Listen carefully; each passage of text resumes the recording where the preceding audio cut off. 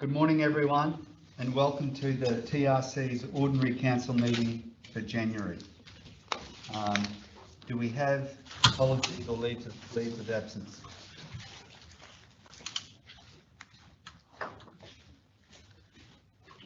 No? Could I ask everyone to be upstanding?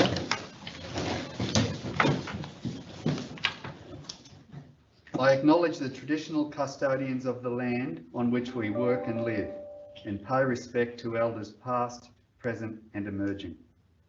And while we're standing, everyone, we'll observe a minute's silence. Please observe a minute's silence as a mark of respect for the members of our community who have recently passed. We wish their family and friends peace and comfort during this challenging time.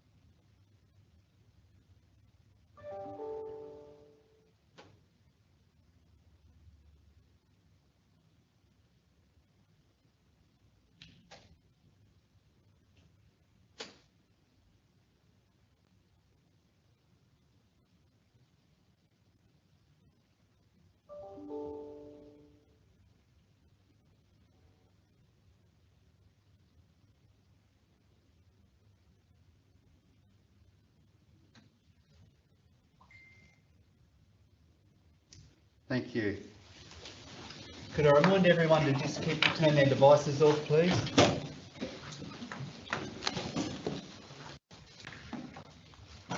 Item 6. Do we have declarations of any material personal interest or conflicts of interest by councillors or senior officers? Councillor Hayden. Okay, I declare I have a prescribed conflict of interest in item 12.5, TRC 2021-20 Disaster Recovery Funding Arrangement 2021 South.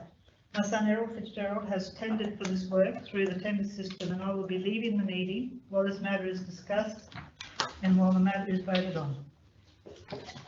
I have another one of item 12.6, TRC 2021-21, which is another disaster recovery funding arrangement 2021 South 2.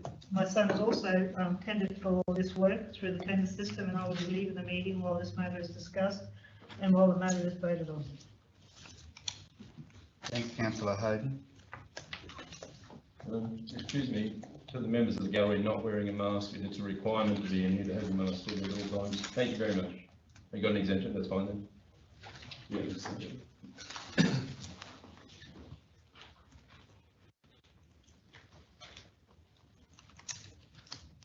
Item 7, confirmation of the minutes.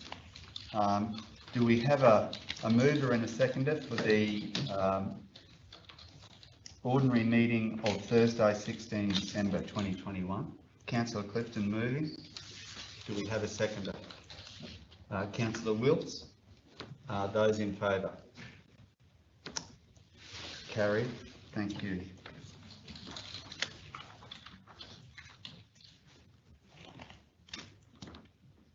Item 8, business arising, actions out of the minutes of the previous meeting. Were there any matters there, Jackie? No? Thank you. Councillors, any matters from those minutes? Thank you. We've got a deputation this morning, councillors. I'd like to invite Brian Morgan and Esther Hutchings up to the table at the end there, thanks, to talk about the roads in the area that they live. Thank you. Come on up.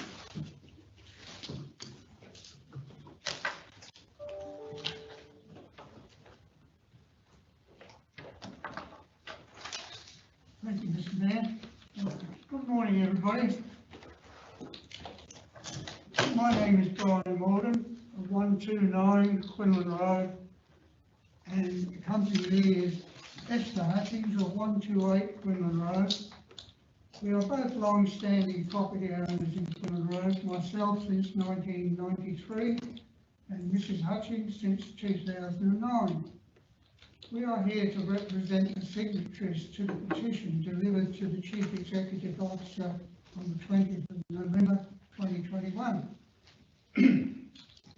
These residents and property owners have great concerns about the dangerous state of the road service on both gravel sections from the junction with Winfield Road to the end of Quinlan Road, a distance of 2 kilometres. We believe that the local council has a duty of care to see that all roads under their jurisdictions are in a safe condition for all road users. The gravel section of Gadgara Road has a very steep hill with a small level area before it turns into Quinlan Road, which is a series of hills and descents all the way to the end, some 2 kilometres. When it rains, gullies are formed and they go deeper each time to the point where they are now deep enough to be a danger to vehicles. Wheels get caught, small cars bottom out, lose steerage, causing loss of control, resulting in vehicle damage and injuries to drivers and passengers. To the best of our knowledge, apart from grass slashing off the shoulders, these roads have not been maintained and graded throughout the year 2021. Under the previous Shire Council, roads were graded and maintained as many as 3 times a year, and roads were inspected regularly after heavy rains. Residents' vehicles now total 30. The tenants of 130 Quinlan Road account for 10 of these vehicles alone. The owners of these rental properties have repair and maintenance tradesmen calling regularly, and employees of property owners use the roads daily. Blue Care nurses are regular users, and Australia Post delivers to properties 3 times a week. The roads have become very busy of late, and we have no estimate of friends and relatives that are visiting. Heavy vehicles are regular users, including cattle trucks, using the roads to access their properties to move livestock as required. These heavy trucks, including your own garbage truck, take a big toll on the road conditions. Last but not least, other tourists who use Gadgara Road to access the Gadgara National Park. What to do about all this? Well, we realise that complete sealing of the surface cannot happen without special funding. However, selected bad spots could be sealed and the roads could be graded and shaped to allow drainage to flow into roadside gutters, and road width maintained to allow vehicles to pass each other safely. I have spoken to Councillor David Clinton, our Division 4 representative, on these matters, and he has assured me that special care will be taken on the next grading operation. We thank him for his interest. I will now hand you over to Mrs. Hutchings, who has photos she has taken and now wishes to speak on this matter. We are willing to answer any questions that you might have after Mrs. Hutchings has finished. I thank you all for allowing us to appear here today and hope that a satisfactory outcome can be achieved. I will table the original petition documents, and we know that a grading operation is currently underway. Thank you. Thank you. Good morning. My name is Esther Hutchings, and I live at 128 Quinlan Road. I agree with Mr. Morgan that our roads have been left in a shocking state this past year, even though Mr. Morgan has complained in person at the council office during the year. I'm one of the regular walkers on this road, and the weather damage has made walking a precarious venture. We are happy that work has commenced on the road, and we hope that the council will continue to main the roads regularly as when needed. Thank you. Thank you. Are there any questions, councillors, for our visitors? Thank you very much for presenting today. Look, you brought this to the forefront of our attention, and I know the CEO has been out recently and looked at roads in that area, and I'll make a commitment that I'll go out and look at roads by tomorrow. Yeah, we'll get back to you with how we're dealing with it. Yes, thank you very much. I noticed that the grading work is underway right as we speak, but it's been hampered by quite heavy rain over the last few days, and I think they probably only have to compact the road with a heavy roller at the moment, and for the time being until the wet season's over, it will suffice to say that the road is safe at the moment. Yeah. Thank you very much. Yeah, look, I think it's fair to say that I'm not making excuses, but I think it's fair to say that post amalgamation of the three smaller shires, the larger council hasn't dealt well with roads like yours. We've got roads in wetter areas that are just not good enough. So we certainly have to consider the service levels we provide to those roads, especially in the wetter areas. And we've had a lot of rain overnight, so it's probably made things even worse right now. But we'll undertake to draw our attention to it. Thanks very much. There's also a profile copy of what I've just said. Yeah, thank you. One Yeah. for each councillor. Thank you.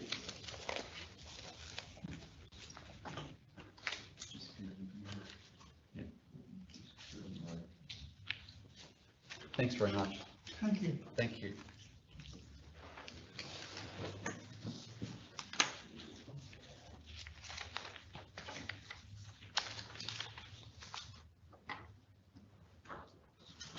We'll move on, councillors, to 12.1.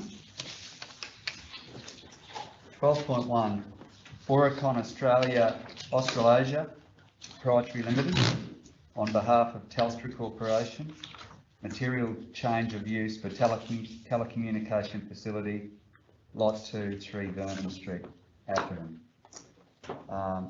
Do I have a mover of the officer's recommendation? Councillor Cardew. Do I have a seconder?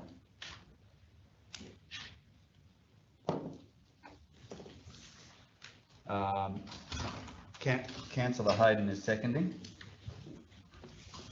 Councillor Cardew. No, I'm about it for the report.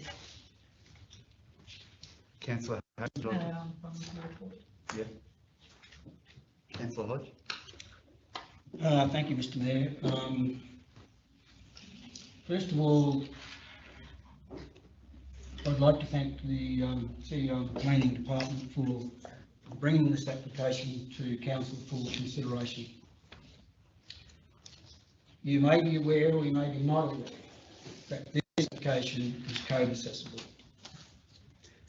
So therefore, under our normal delegations, this would not have to come to us. It would be just approved or not approved by the Planning Department. That's the good point. The next point I'm not so happy about is that this application has a timing issue with it. And if it's not, the decision has not been made by the 31st of January, this means it's deemed to be approved. Okay. Now, I don't know, this is one of the problems with this, our planning scheme, is that something like this is only code accessible.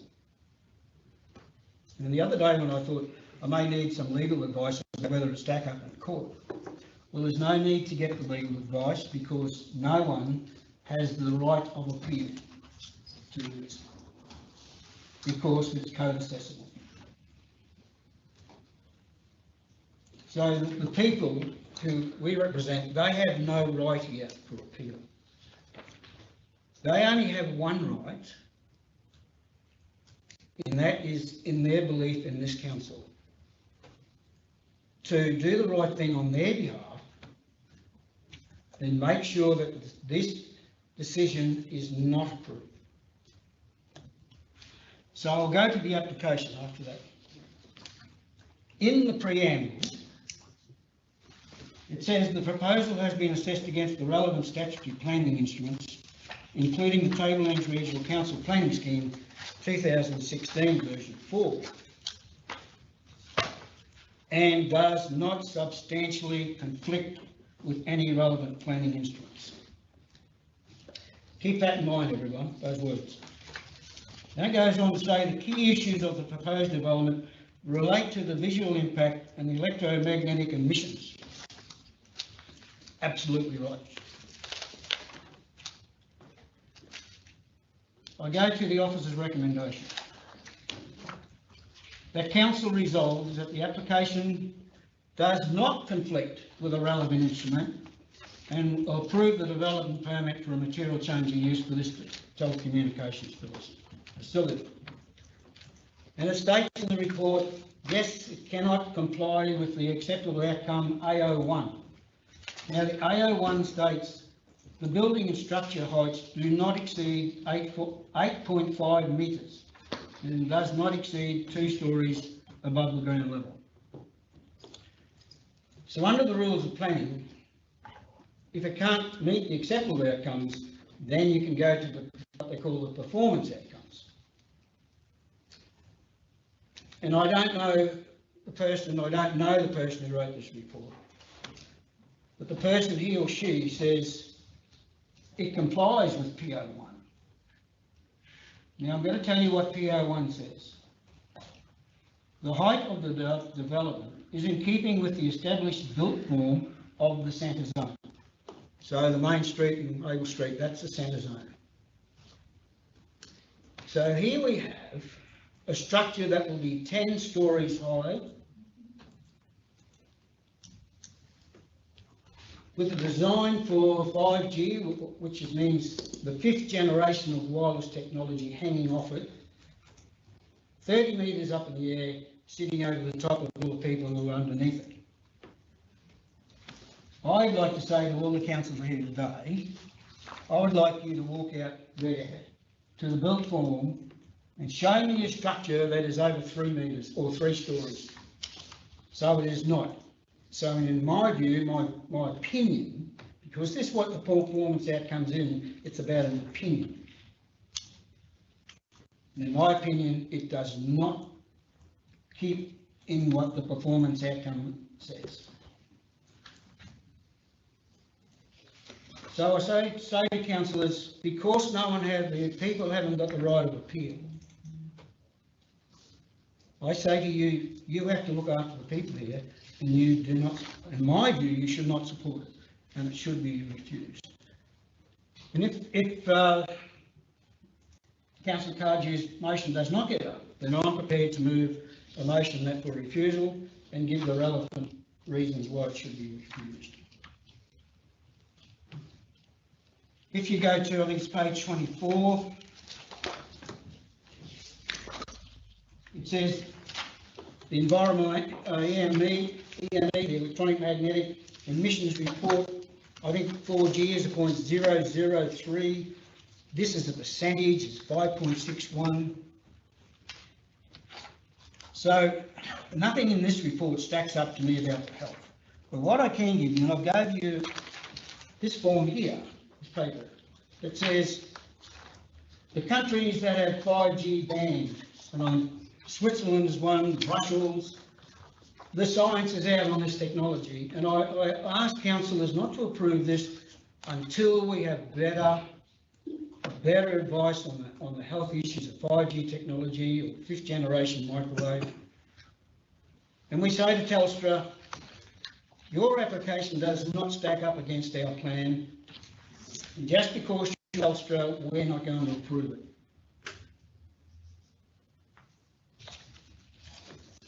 That's my point of view.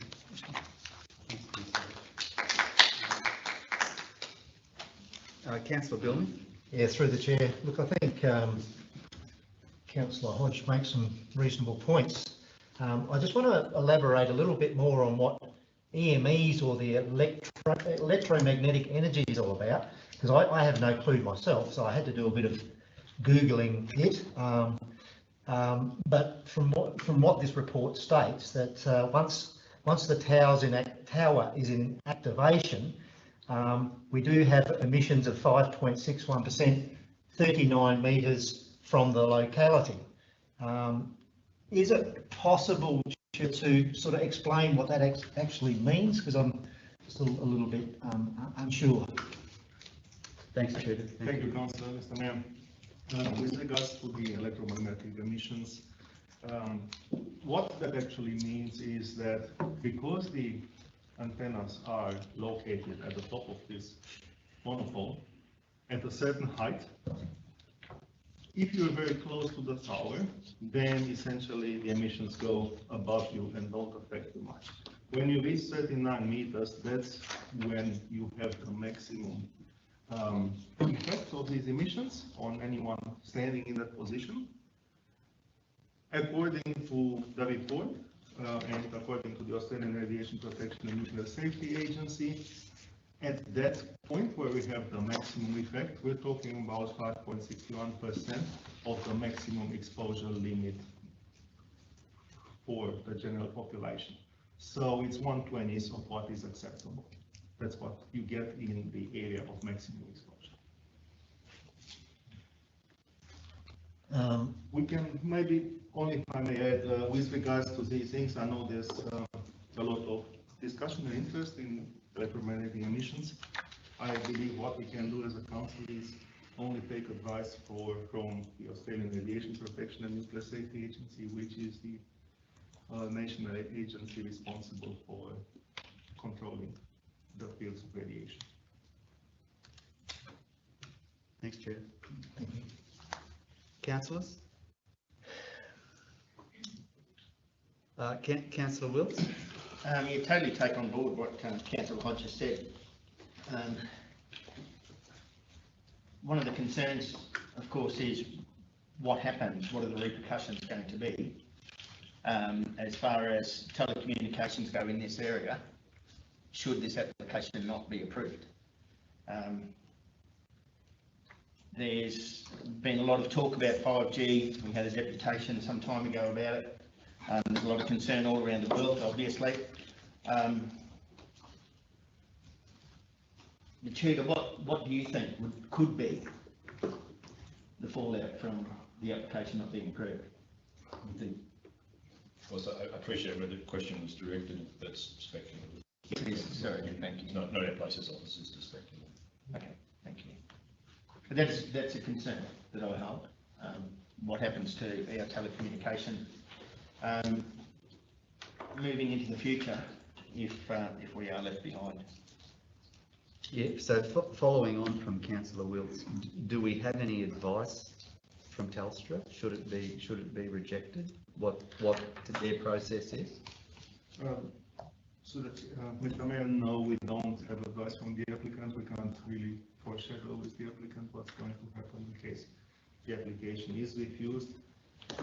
Probably I would like to emphasize a number of things which are already in the report. I know full well that in such a situation the applicant is required to have a look at more than one location. In this particular case, the applicant has looked at 5 co-location opportunities and 5 greenfield opportunities, and out of these ones, selected this one as being the only suitable one.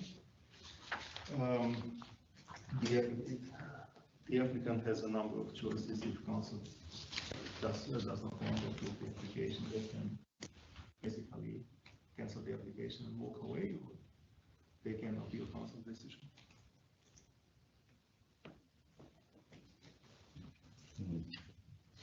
Councillors? Councillor Clifton? Yes, thanks, Mr. Mayor. Mr. Tanasi, was there any discussion whatsoever about, if I may take it off for a moment, about the use of Halloran's Hill as a site? There are already communication towers up there. I take it that the communication tower they're recommending down here is so high so as to be able to actually reach out.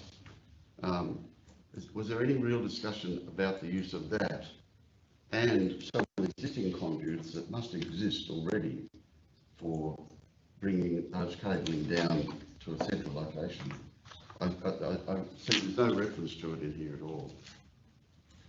So the Chair, I probably cannot answer your question in detail.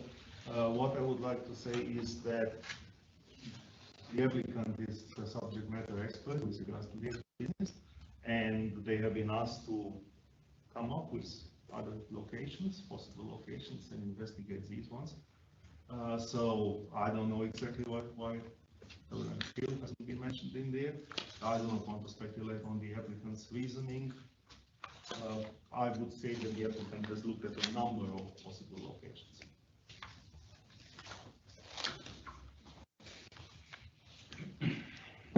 Councillor Hodge?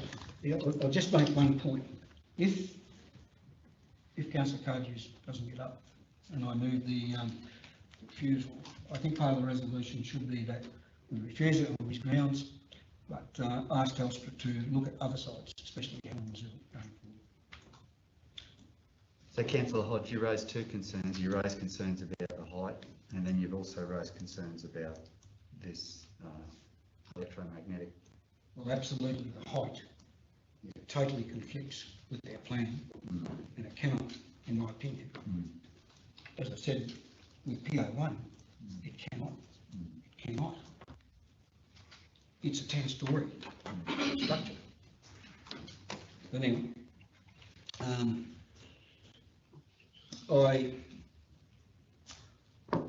I will say this, and probably Councillor Clifton will probably know what I'm going to say.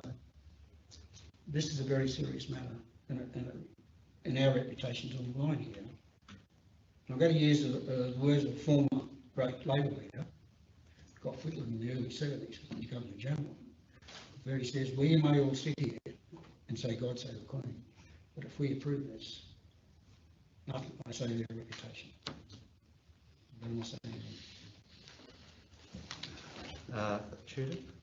Mr. Mayor, I would just like to add a few highlights, reflects in comments in response to the councillor comments. The height it is without a doubt that the height of the monopole exceeds what's in the acceptable outcome.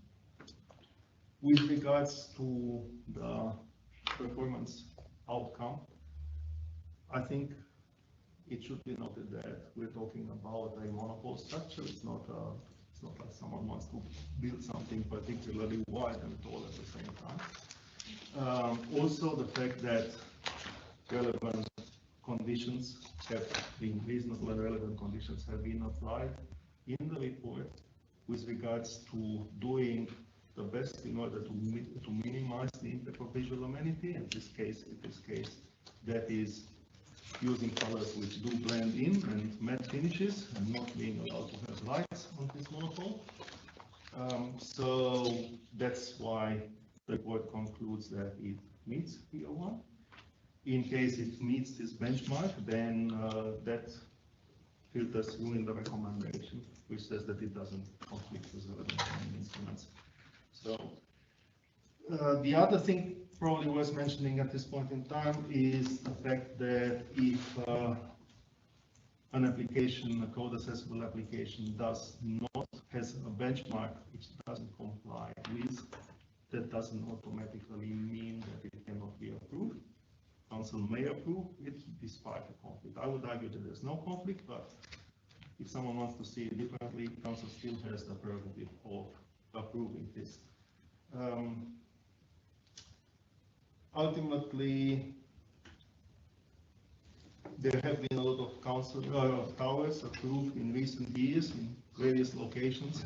There was a lot of consideration given to the argument of need versus visual amenity. I think really that's where it boils down. Thank you. Thanks, Tudor. Councillor Cardew? Yeah,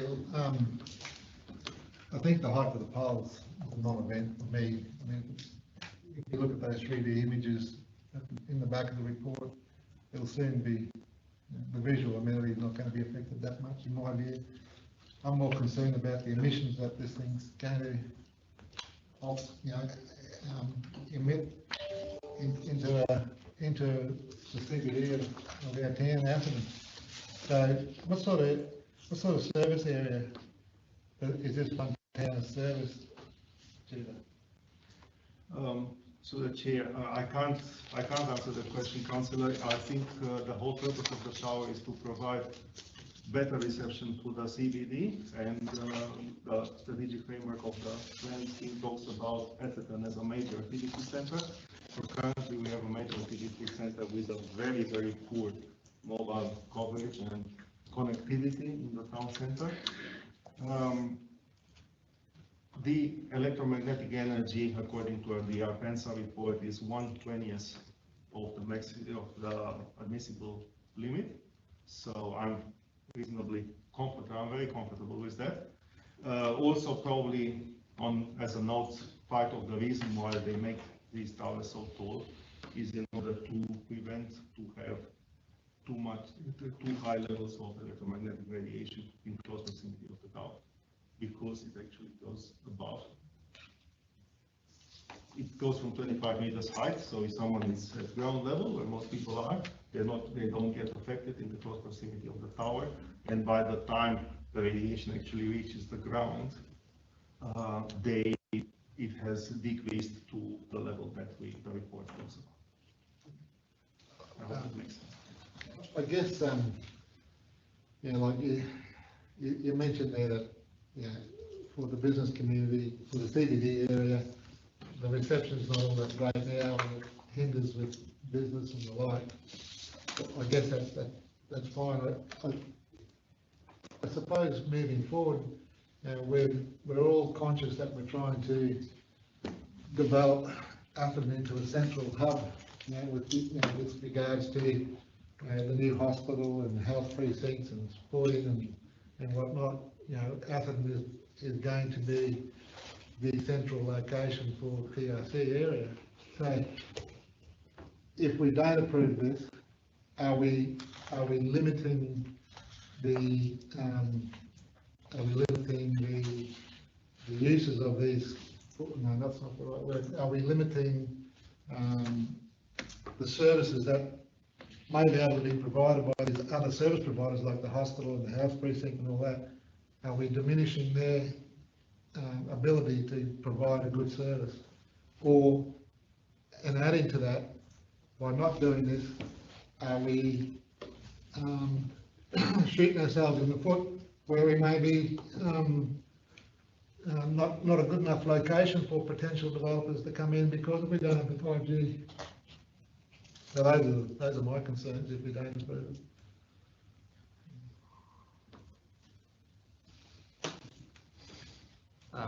Councillors, Councillor Clifton? I just wanted to say that there are other great leaders of this country who made commentary like life wasn't meant to be easy. And this is certainly not, for me, not an easy decision. I'm aware that many people don't like the 5G. This is pretty compelling evidence that records of stuff that other communities are having a look at it and waiting, I suppose, for time to take its effect. And I'm also mindful of the fact that, that Telstra or Oricon didn't choose the place where most of our communications are now.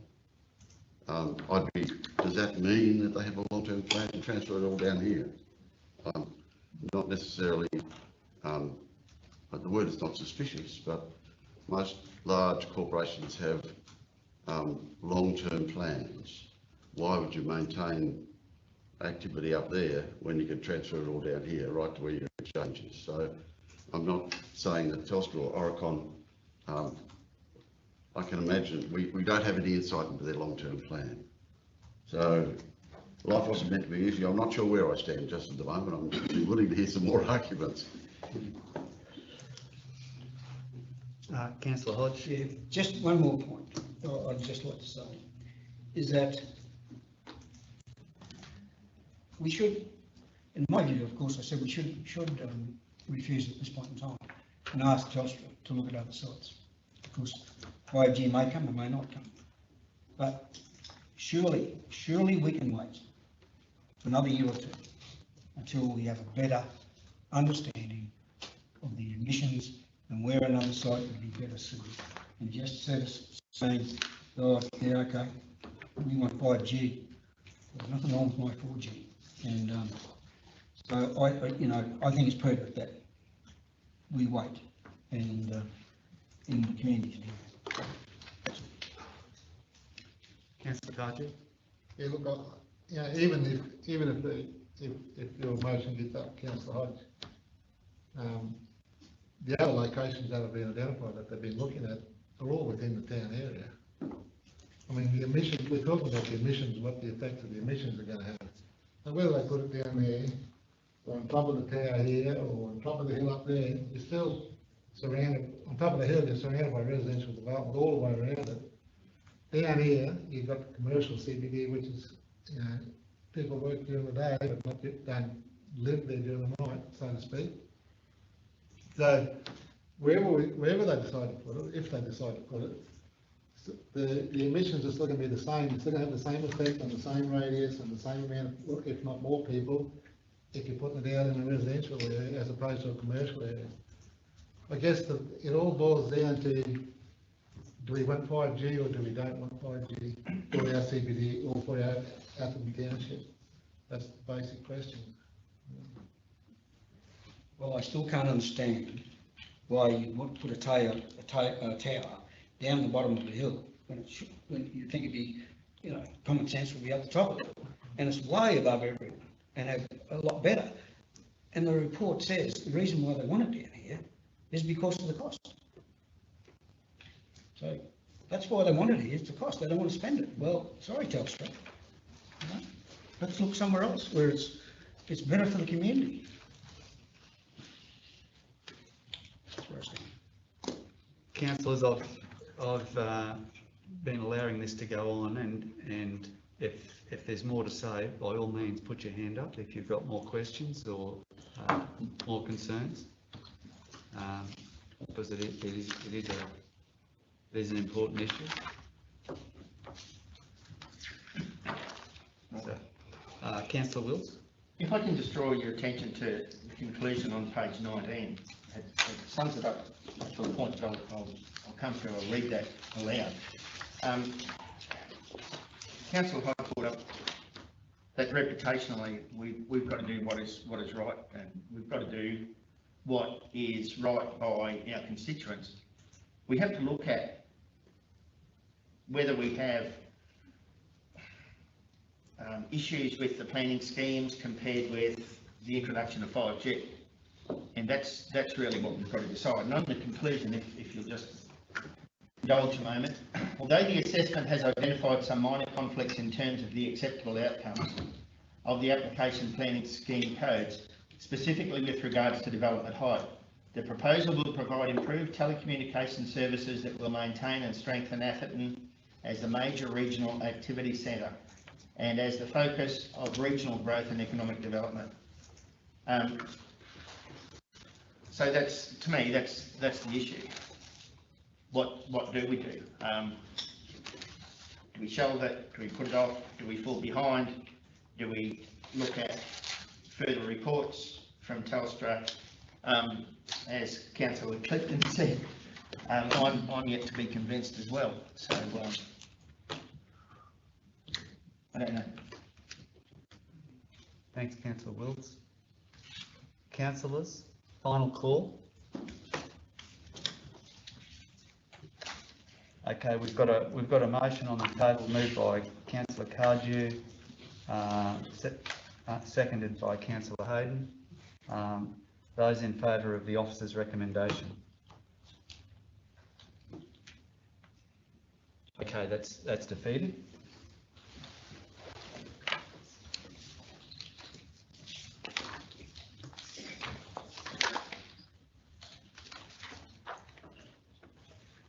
Councillor Hodge. Okay, I'll move the following motion.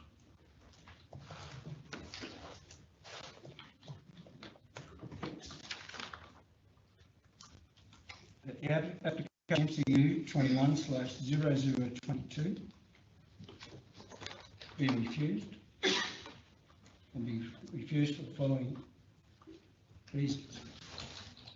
But it does conflict with the planning scheme 2016 version 14. Specifically, between acceptable outcomes A01 and the performance outcome P01.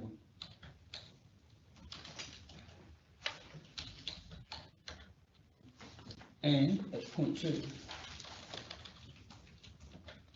that council refer back to Telstra and ask them to look at other sites that are more acceptable.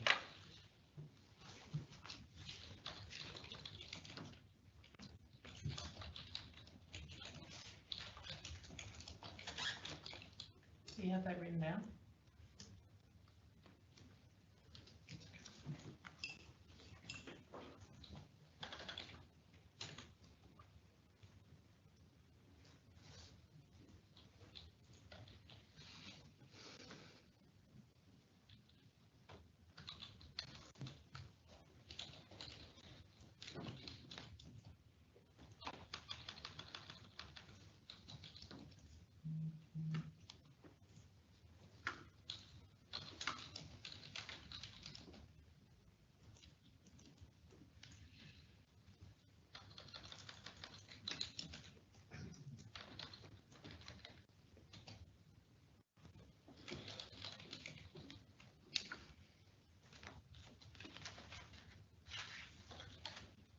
The first reason was conflicts with planning scheme. Acceptable outcomes A01 and the performance of a P01.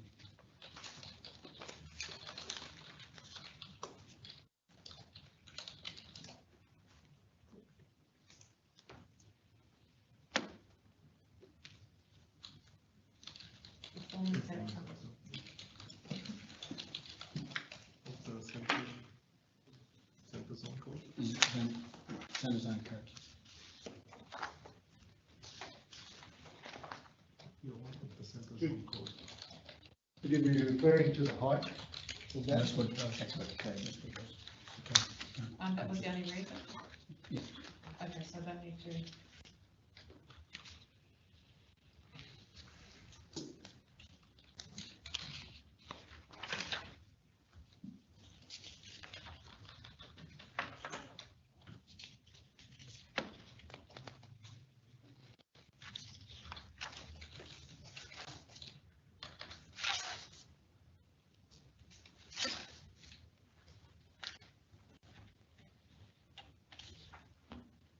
And point 2.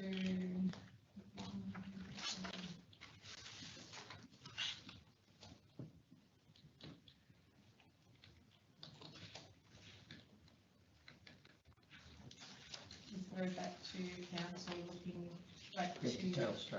Back to the applicant. To the applicant.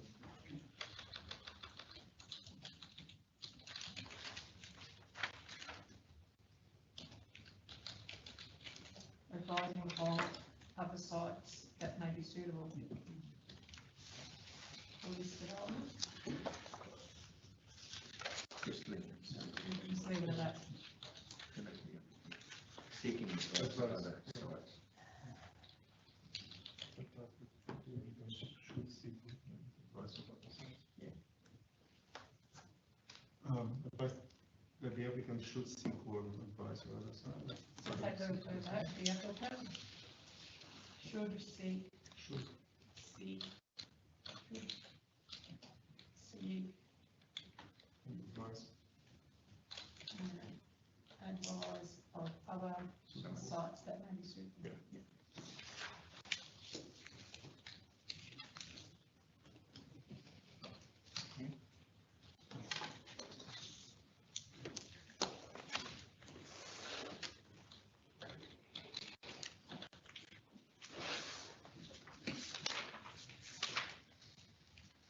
We have it read. Should have not read there something say that the reason is refused for the reason that the height conflicts, the height of the tower conflicts with the planning scheme. Is that what conflicts? Well, yeah, well, it's to the code. That's the conflicting element. Yeah, it restricted. The height But of that's- the tower conflicts with the function. But it's not just the height, it's the other bits. That's the I other. think just referring it back to the code.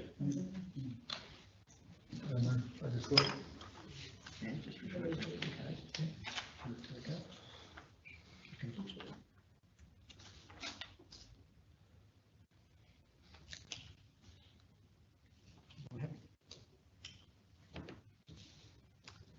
Yeah, so we've got councillor Hodge moving this one. Do we have a seconder? Councillor Clifton's seconding. In discussion, councillor Hodge, do you want to? No? Councillors? We've got a mover and a seconder for the motion that's on the board. Okay, those in favour of councillor Hodge's motion?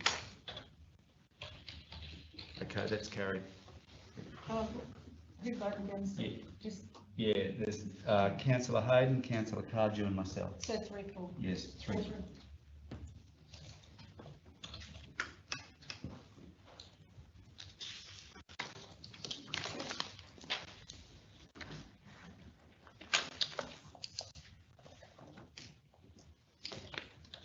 Okay, item 12.2.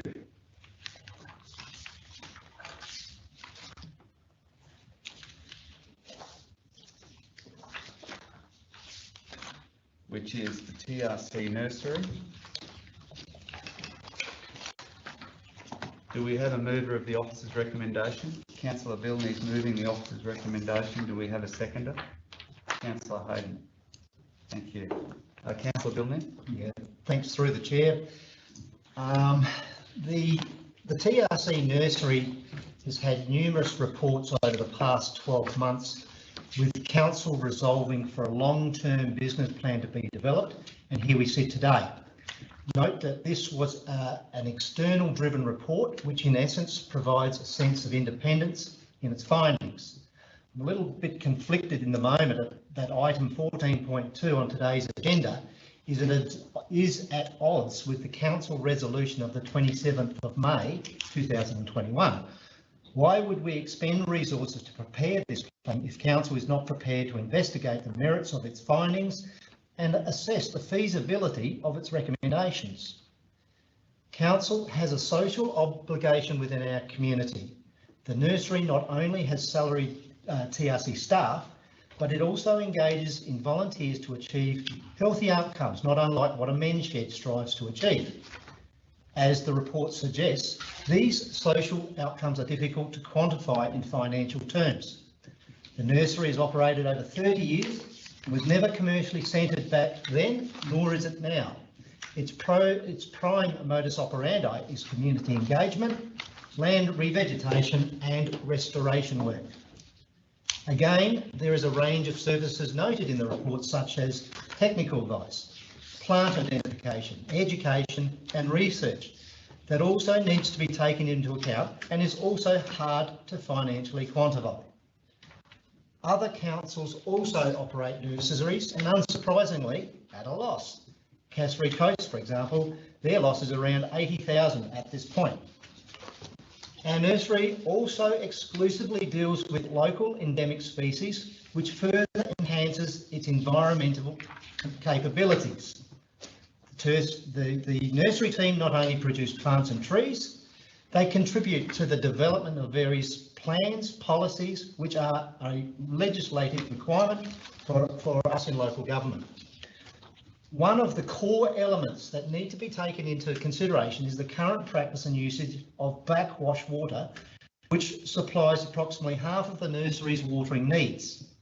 If the nursery did not accept this water, an alternate disposal method would need to be identified and implemented.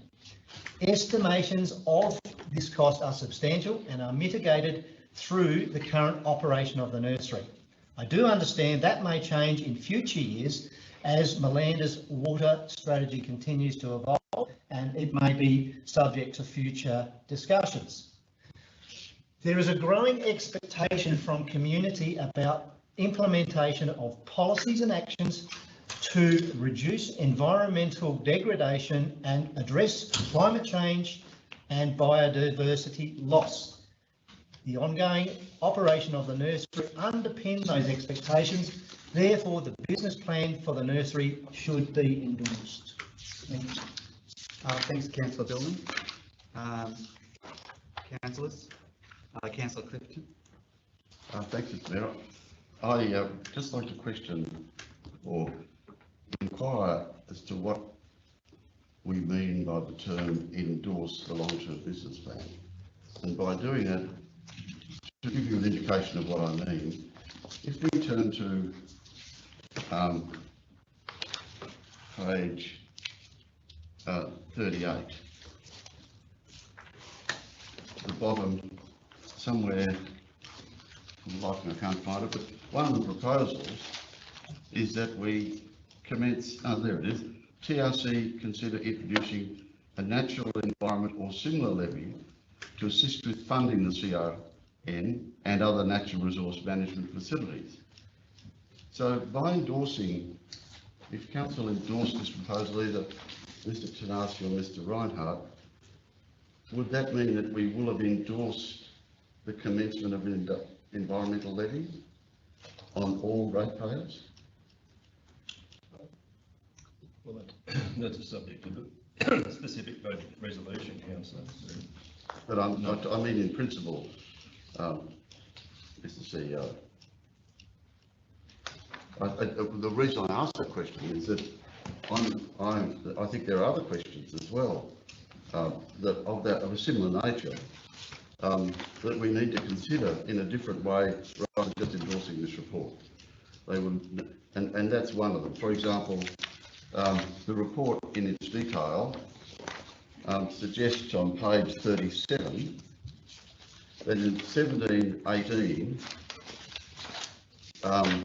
we sold the Parks and Gardens for 2,050 of the plants. In 18-19, $14,000 worth of plants. In 19-20, 2,080 were the plants. In 2021, we're going backwards, $1,628 worth of plants. So the inference there is somehow we've moved the nursery away from integration with the normal activities of council. If we endorse this document, are we endorsing the separation? No. No, so I'm keen then, I'm really keen to be specific about, and there are other things I could raise as well. In the body of the report, on page 36, it indicates that the deficit for this year will be 80, but gets up to 165,000. Are we endorsing that we're going to increase our losses? Does that give an indication to officers of what we should be doing, what the limits of our understanding are? That's what I mean when I ask the question of endorse. Because there's no other judgment in here about that. There is no judgment in this about the imposing of an environmental levy, about whether we're going to de-integrate further or integrate the nursery into ordinary operations, and what the tolerance is for the balance of the deficits to suffer. I don't agree that we should be endorsing the report, but I'd like to get some clarity on that matter. So, if I may, through the chair, the attachment to the report to council is a business plan, and the business plan, in my view, and the intent of that is to identify options that can be investigated further and implemented if suitable and if accepted by council at the right time to further the nursery business. The report also clearly identifies that future potential and very likely funding opportunities have not been taken into consideration in the forward-looking financials, and therefore it does look like the forward-looking financials are going to be more in the negative, because we don't want to bank on what we haven't got. But the history does indicate that we do acquire a lot of funding. We just haven't incorporated them in the forward-looking financials because we don't want to speculate on what we don't have. So there's no, and there's absolutely no understanding with officers that if council endorse this, that we will be aiming to reduce the operational resources of the nursery. It's just an honest reflection of what we know at this point in time, not what we speculate to be in the future.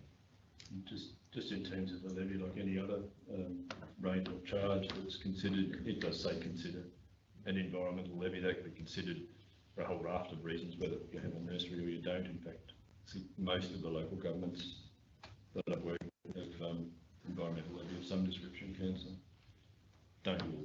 But this is the first place I've worked that has a nursery, but they do have environmental levies. So it's part of your funding mix. That's something that would rightly be considered. Thank you. Councillor Cartridge? Yeah, thanks, Matt. Look, I'm on the same wavelength as Councillor Clifton. I don't think we should be endorsing this. If anything, we should just be noting this report as opposed to endorsing. I think there's too many anomalies in the business plan, too many unanswered questions. Like the operations of Treat. Now, it says in here that we haven't approached Treat or haven't talked to Treat since 2014. My understanding, and I was reading the Treat news the other day, is that they provide the same sort of trees as what we do. I mean, they're already doing that, from what I can gather. You know, so the report says that the TRC nursery is the only one that supplies these trees. Well, I don't think that's correct. I think Treat supplies these trees to the community as well. And in the newsletter they said they're doing 20,000. I think it said 20,000 a month, or no, 20,000 a year. So that's in line with what we, I think, was what we put out. So there's a lot of anomalies in this, and by endorsing this, I think we'll be sitting back here in a few months or whatever, wanting to change things because things have been taken the wrong way. And I note that there are other items on the agenda concerning the nursery. So I think if, in order to be able to deal with those at a later stage, I think we just need to note this report as opposed to endorsing it, because if we endorse the management plan, then I don't know how we're going to deal with that in the later items in the agenda. Councillor Hodge? Thanks very much, Mayor. Yeah, I would like to as well ask the mover to change the word from endorse to note. I'll start off by saying I do not want to close the nursery. So, okay, so let's get that clear. I don't want to close the nursery. The nursery has got to run as a business. It cannot afford to keep losing $165,000 a year when we compete with others. It's got to change its business plan, and whether that's a levy or work out the margins on their sales as a real business opportunity, that's what we need to do. We need to ask the officers to come back and let's run this as a business and find ways to make sure this is profitable. And I'm sure it can be done, and it will be done. So therefore, in my view, we shouldn't use that word endorse again, because what it's saying is that that's what we agree with, and that's not exactly what we agree with. So I would ask the mover, if they would, to change the wording from endorse to note, if they would. Yeah, look, we have got that motion on the table with mover and a seconder, but I'll go to Councillor Hayden first, and then I'll go back to Councillor Billman. If councillors note the report of the TRC Community Revegetation Nursery does not give officers or employees any direction. We've engaged planning and Eastern Development and Property Service to deliver a long-term business plan. So let's action instead of leaving it on the shelf to gather dust. Increasing the operation will keep and help protect, manage and promote our natural environment and biodiversity, allowing council to step forward, activating also our climate change vision. That seems to be a hot topic at the moment. Thanks, Councillor Hoden. So we'll go to Councillor Billney. Yeah, through the chair. Look, I just want to restate the fact that, you know, we've gone down the path of wanting a business plan produced. It's been produced. It's got some findings there. Some recommendations are really, really good in my view. Some, well, we can go around those. But we should be having a closer look at what's been recommended. The general manager stated about the financial figures. Arguably, we've been held back because we've had no direction of what the nursery is going to look like going forward. I think this document provides some direction where we can get a little bit more active.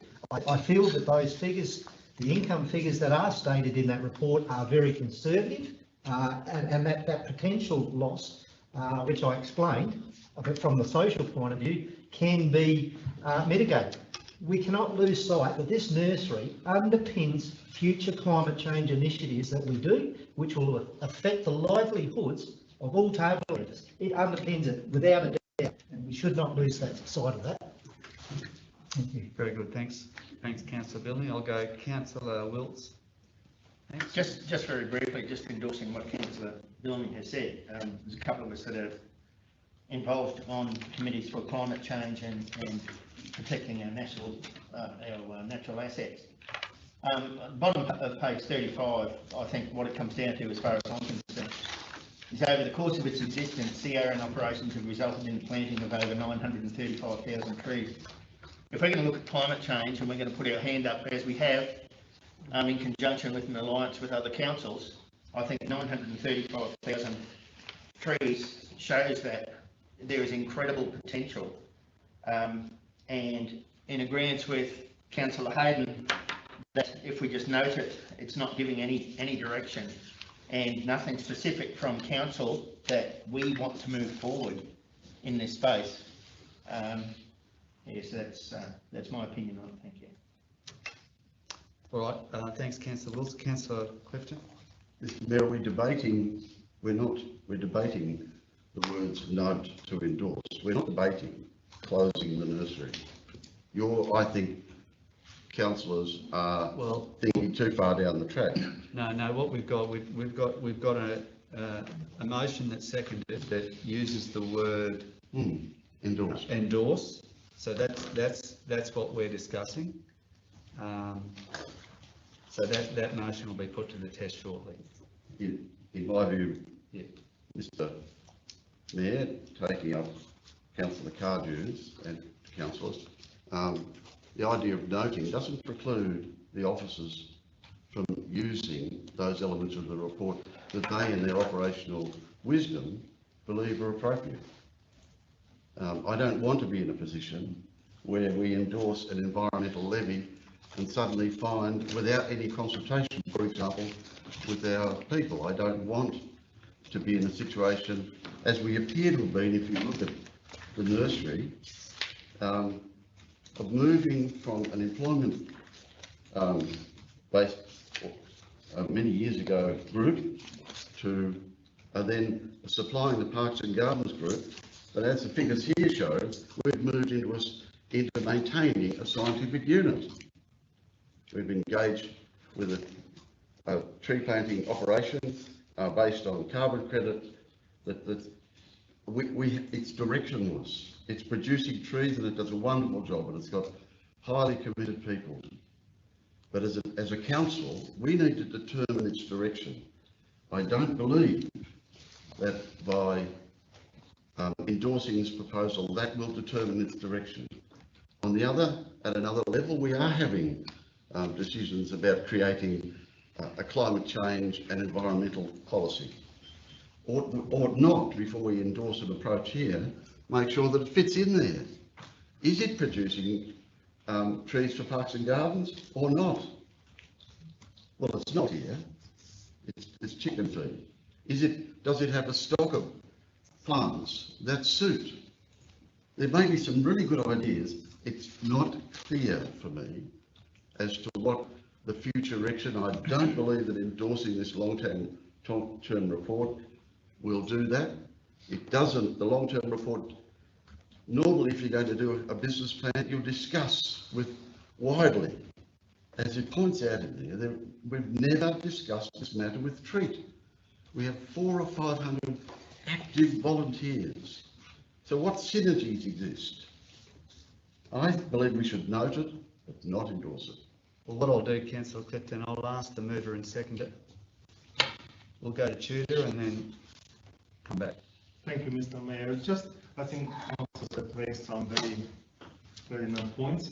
I would like just to comment on a couple of them. With regards to Treat, we are in constant cooperation with Treat. There's volunteers who work at both facilities.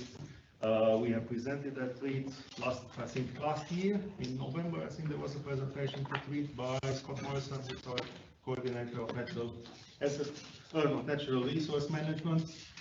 I would like to bring to your attention page 58 of the report, which says the only other similar nursery operations, and I accept they're similar, in the region are the QPWS nursery and Treat.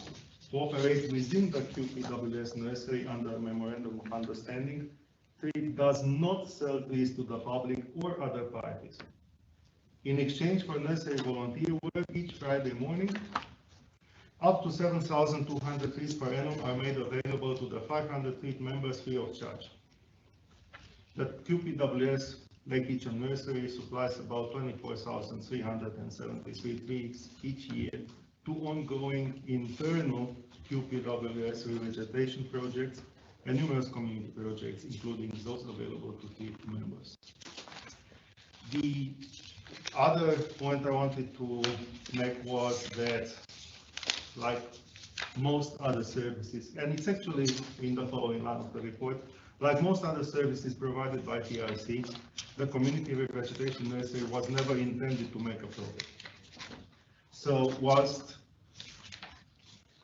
I applaud the intention of Council of reducing costs and basically making activities free for service, it's also the budget documents state that consideration should be given where appropriate to the broad community impact of certain activities, and I personally think that the nursery fits in that model. I think whilst the business case is done with a specific desire to improve operating results and also provide a better service to the community,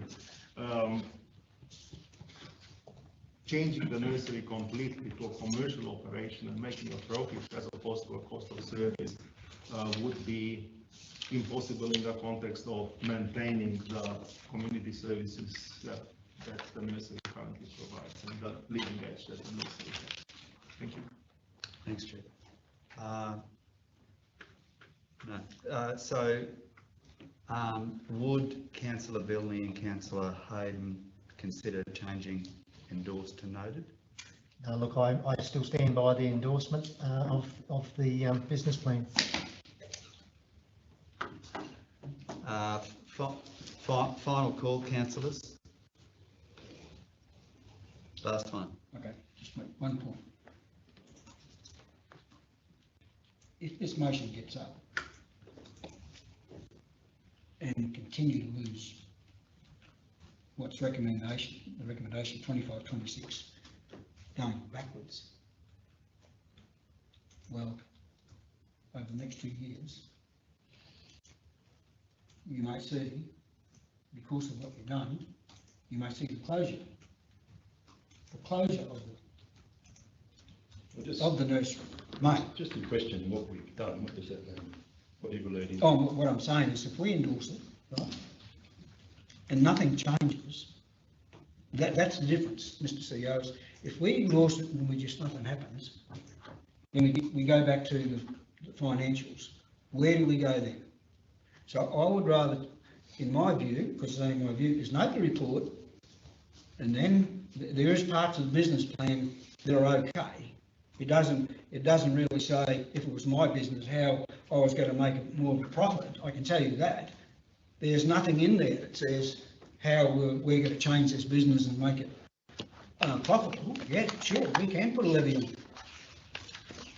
And we may do that yet when we come to our budget. We may say, righto, yep, we're moving ahead, it's going well, to make it work, let's put a levy on, maybe $5, $7 a profit. We could do that. So that's the reason why I'm saying I'd rather see you note. Very good, thanks councillors. I think we've all had a fair crack. So we've got a motion up there on the board, moved by Councillor Bilney, seconded by Councillor Hayden. Those in favour of the officer's recommendation? Okay, it's carried.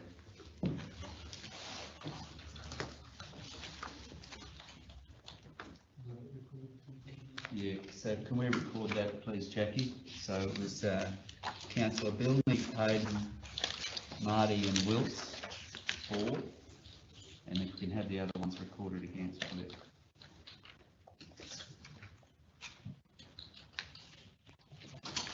Mr. Mayor, whilst we're in this mode, I didn't want to do it before, but we've had a healthy discussion about the nursery. So as the mover of the notice of motion 14.2, notice of motion TRC nursery on page 203, I seek now to withdraw that motion from the discussion. Thanks, Councillor Christian.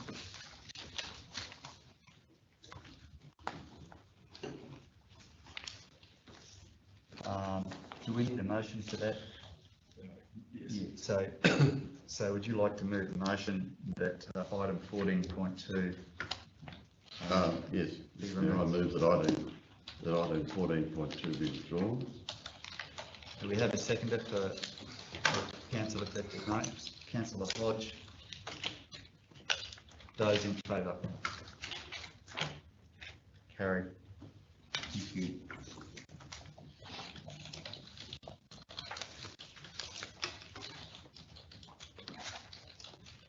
Item 12.3. Provision of management services, Lakeside Caravan Park.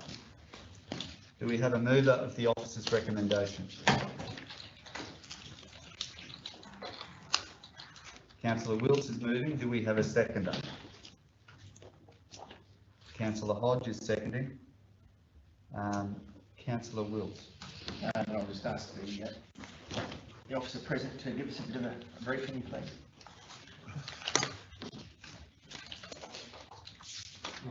Through the chair, the report's in relation to the temporary measure of provision of services. So, 1-year contract, which will then put in place the provision to accommodate for further lease down the track.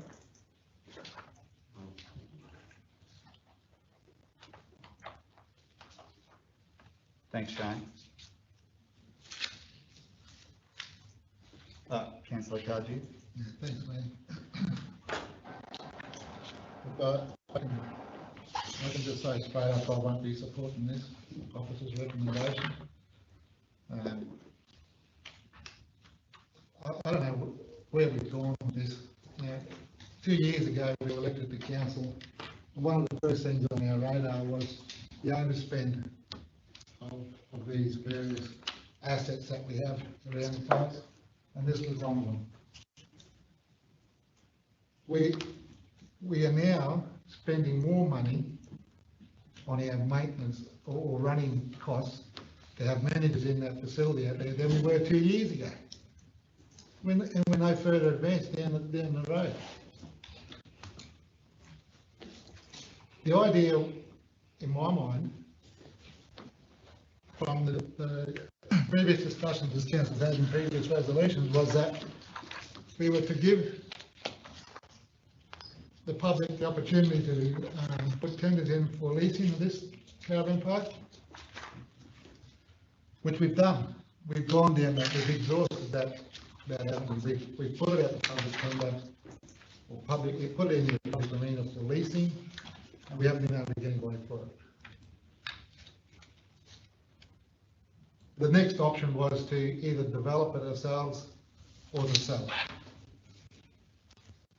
Yes, I know that we have in our capital budget allocated funding or proposing to allocate funding for the sewage to be put to that site, to that property, which will benefit that site. No question whatsoever.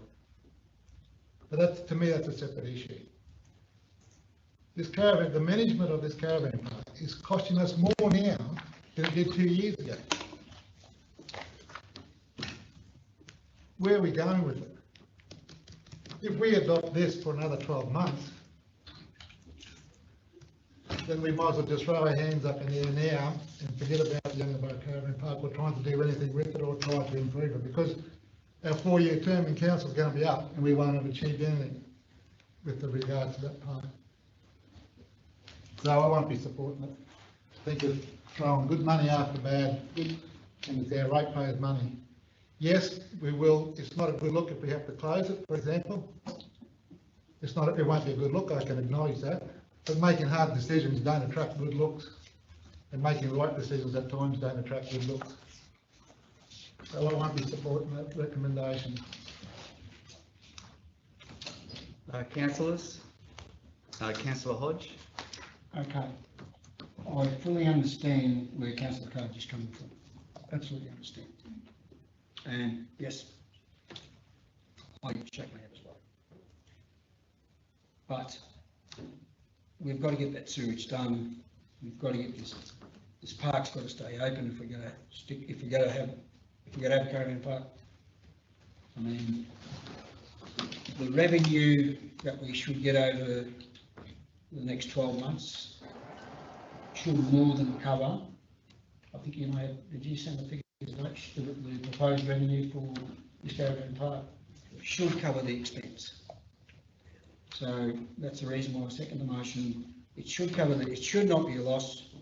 And just hoping that within the next 12 months, especially when we do our budgets, whether we bring forward the sewage quicker, either by borrowing or whatever, that's for another discussion. But we really just can't close it down, because you know what happens if you close it down. It will just go rack and ruin. So that's why I second the motion. If I may, through the chair, yes, if I may just quickly comment to something that Councillor Cody said, and also I would like to comment on something that Councillor Hodge is saying as well. So we did approach the market through an expression of interest to seek interested parties for an EOI, and following that, the council resolution was made to seek public tenders.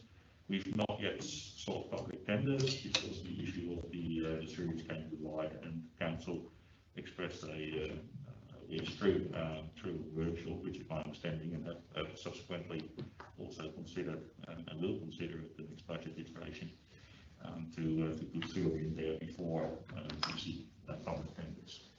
That leaves us obviously with, as a council, with a quandary as to how we can still facilitate the operation of the caravan park in accordance with the procurement requirements as specified in the Government Act and Regulation.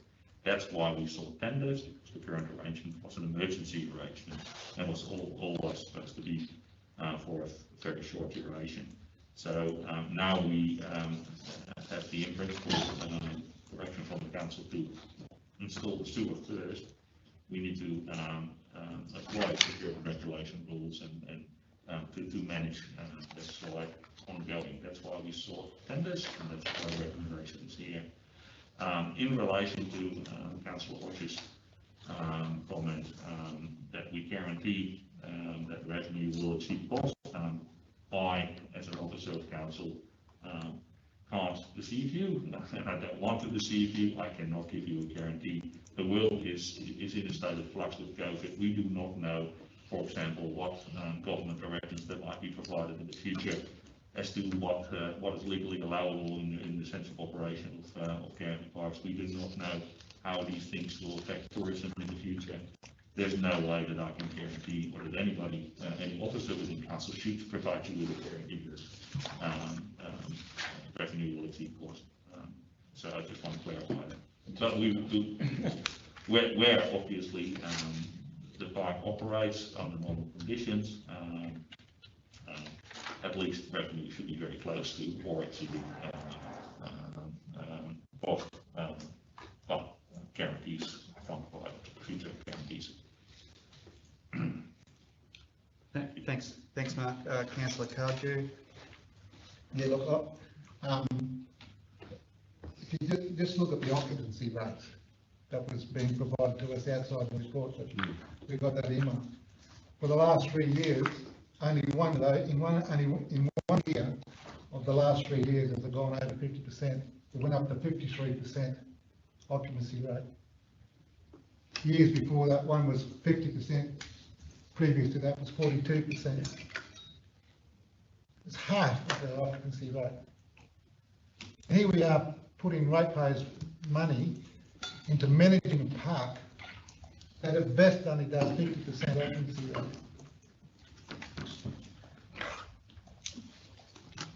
Councillor Clifton.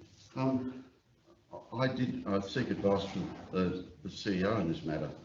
I did want to discuss the potential tenderer, but that would involve confidential discussion, I think.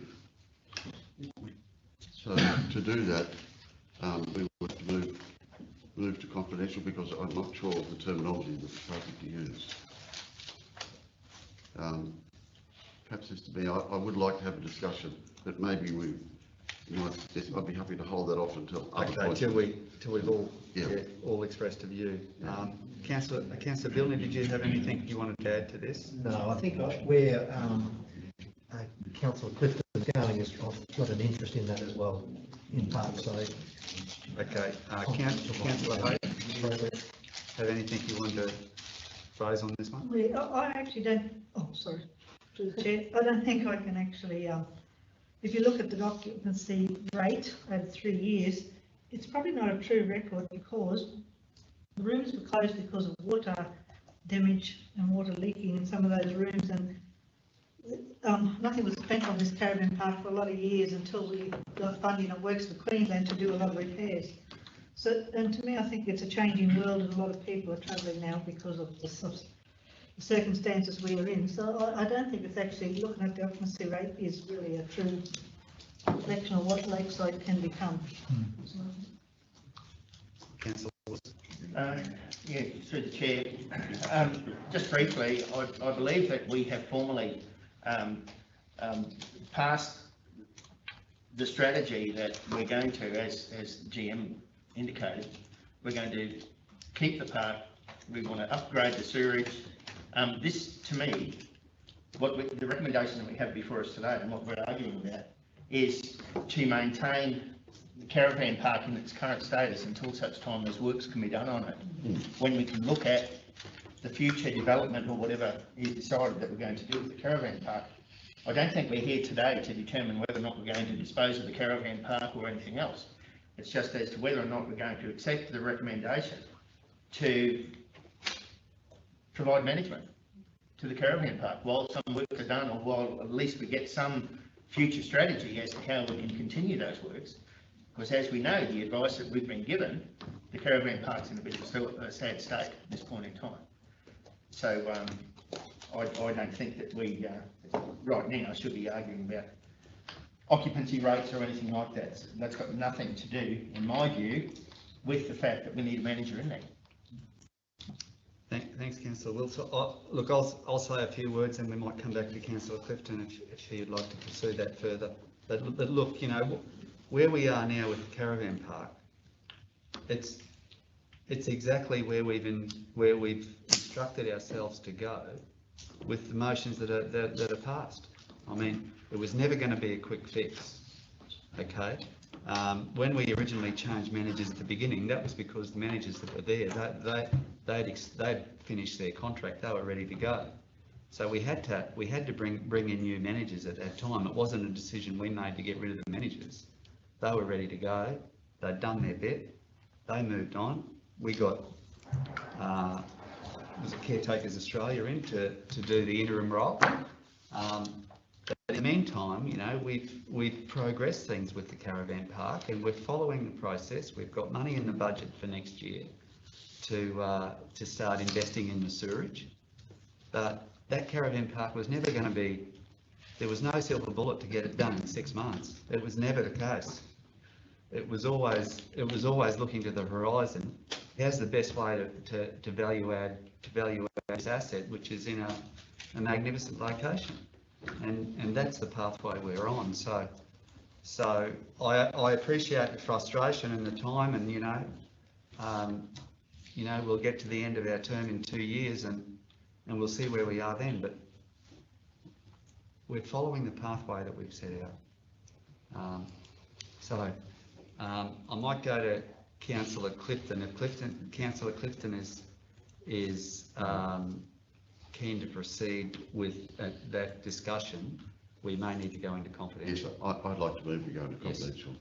All right. Okay, so the reasons for that, Councillor Clifton, would be that we'll be discussing the tenderer. I don't want to understand the tenderer a little more than we do now, than I do now from this document. The 254J 3G, the local government regulation, negotiations relating to a commercial matter involving the local government for which public discussion would likely prejudice the interests of the local government. Thanks, Mr. CEO. So Councillor Clifton is moving, we go into confidential on this one. Do we have a seconder for Councillor Clifton's motion? Just a quick one. Would Would we hold it over till we go into confidential? Okay. Otherwise, everyone would have to leave. Okay. Park it until then, confidential. Councillor's happy to do that? Yeah. All right, so we'll do that later on in the meeting. This is To hold it over? sorry? Yeah.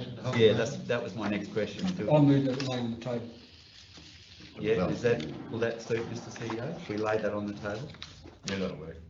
That'll work? That'll work. So Councillor Hodge is moving that we lay item 12.3 on the table, seconded by Councillor Wilkes, and those in favour. Great, beautiful. All right, we might take just a 10-minute break, everyone. Thanks. Have a cup of tea, bathroom break. So yeah, 10 minutes. Thanks, everyone.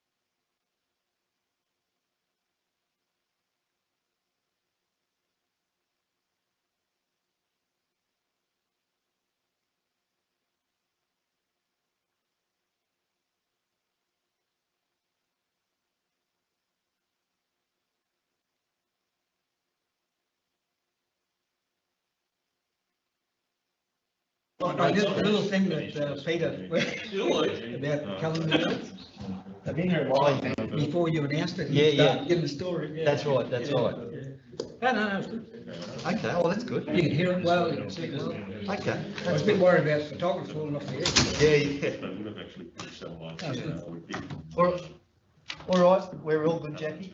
Yep. Yeah. Back live. Back live, thank you. All right, we're all good, everyone, thank you. So we're on to 12.4. Disaster Recovery Funding Arrangements 2021 East. Do I have a mover of the officer's recommendation? Councillor Hodge, a seconder. Councillor Wilts, thank you. No, happy with it. Okay, would you like to talk to that one, Jeff, at all? Okay, so this is one of 4 contracts to complete the remedial works post tropical cyclone imaging. Gone to tender, the actual overarching program for the municipality has been broken into 4 contracts.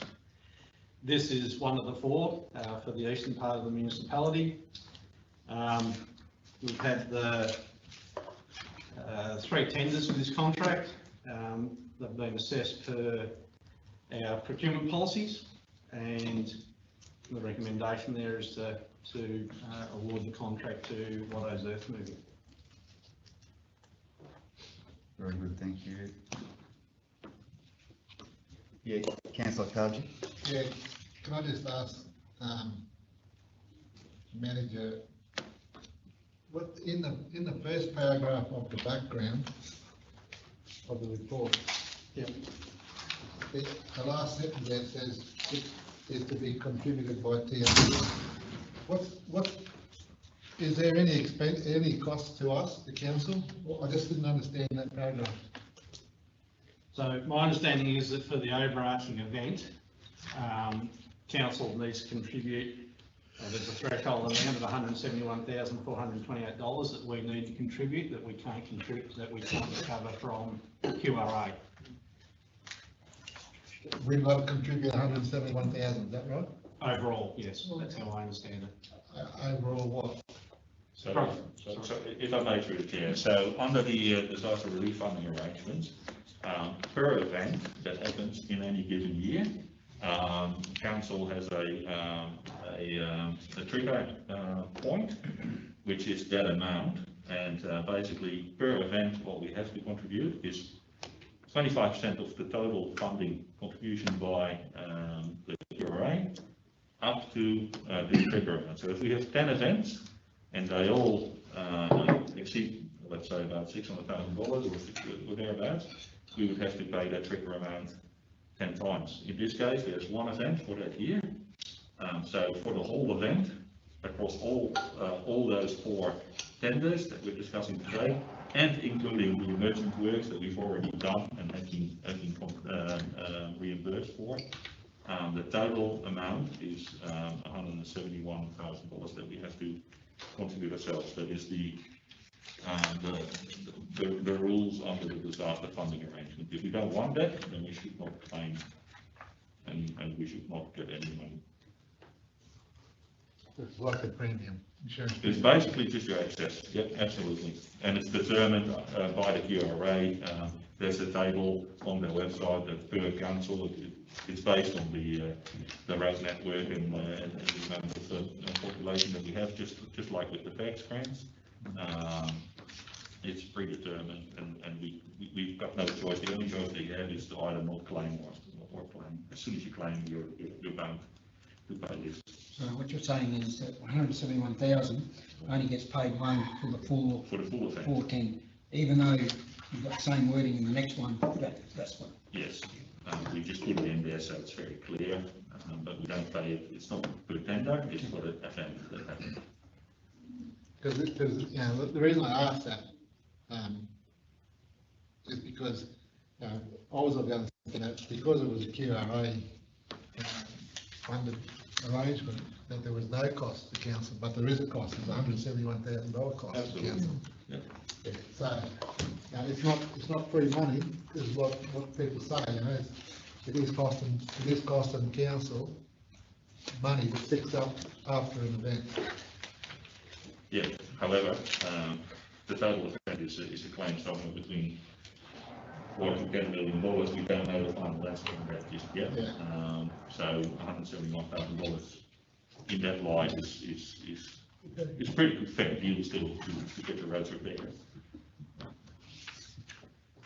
All right, we've got a mover and a seconder on this one. Those in favour of the officer's recommendation? Carried, thank you. Thanks, Councillor Hayden.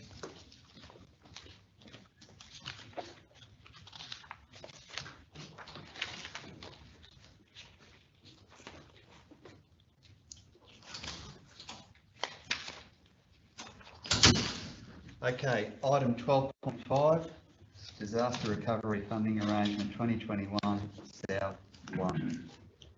Do we have a mover of the officer's recommendation? Councillor Wilts. Seconder, Councillor Clifton.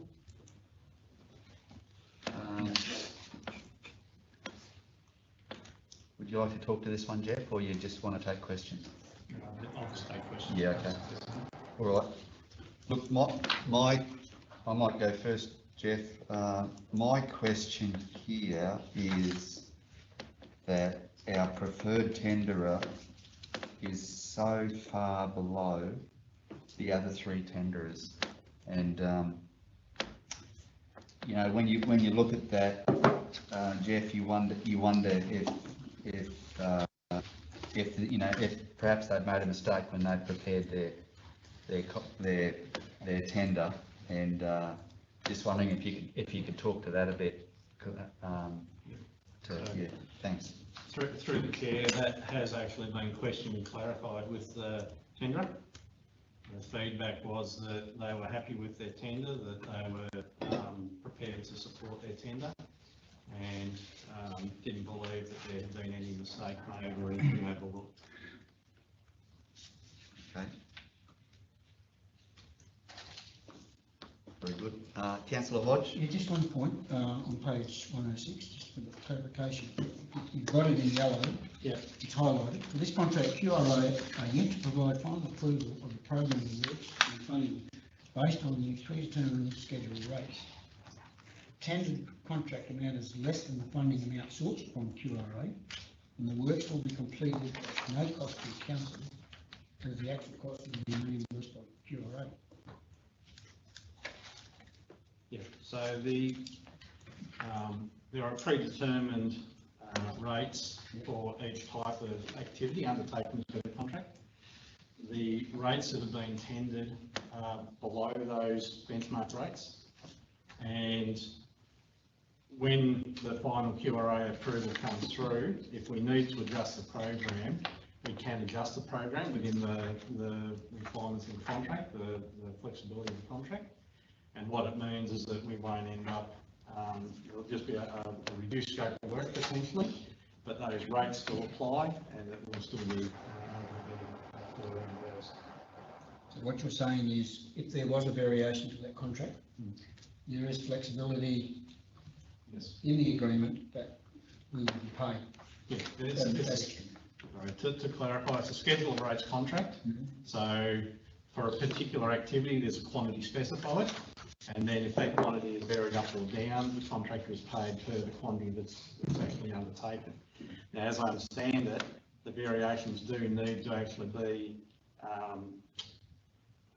authorised by QRA as well, and so that's where our consultant that manages the contracts comes in having that dialogue and making sure that that's completed appropriately, so that we are fully reimbursed.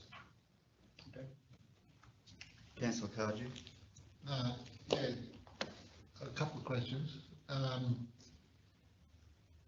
In the tender, so because there's such a variance between the recommended tenderer up to the next tenderers, millions of dollars, is the gravel and everything that's going to be used on these jobs, Is it all tested, so everyone's playing, like, it's all going to be tested, the specifications of the gravel is going to be the same, and everybody would have used those specifications that to do their tender. So, and what checkpoints, you know, we're going to have people on site testing this gravel and then testing the way they put it down and to ensure that it's in conformity with the spec or the contract. Because these are things that, you know, and if there are variances, you know, I've read this and there's allowance there for variances because of the time frame, that's because of the time lag from when the actual event happened to when the actual works is going to be done. It could worsen, and that could be outside the scope of their contract to fix this, or the additional costs and all that sort of stuff. I understand all that. I just want to make, you know, because of such a vast gap between tenders, that we're vigilant in doing our checks and balances and things during the course of this project to see that, you know, everyone's on the same playing field. Through the chair, the actual contract specifications are written in accordance with our F&Q ROC standard documentation, which again then references main road specifications. So the material supplied, the gravel material supplied, need to comply to those specifications, and there are requirements there to provide testing certification of the material at the point of production, but then there's also within the contracts there's a testing regime to do compaction testing as the works are completed, as I understand it. So again, we have a consultant engaged that will be managing and monitoring these contracts. It is part and parcel of their work to actively surveil the works and ensure that the product is in accordance, the end product by the contractor is in accordance with the contract and the specifications. Thanks, Chair. Councillors, any more questions on this one? Those in favour of the officer's recommendation? Carried. Thank you.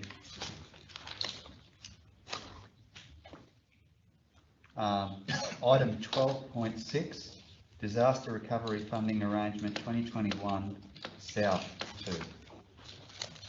Do I have a mover? Councillor Hodge moving, Councillor Bilney seconding. You'll take questions on this one, Jeff? Yes, please. Yeah. Not from me. Look, Jeff, I'll start. Oh, sorry, Councillor Carger, you can go. Jeff, if we allocate this tender to the same tender that got the last one, are they going to be able to do, considering that I know that this tender has also got other projects, council projects to do as well within this financial year? Have they got the capacity to undertake this work? Sorry, through the chair. Yes, again, the consultant's gone back to the tenderer and clarified what capacity they do have. For this particular contract, there is a recommendation to adjust the time for completion. So the contract specification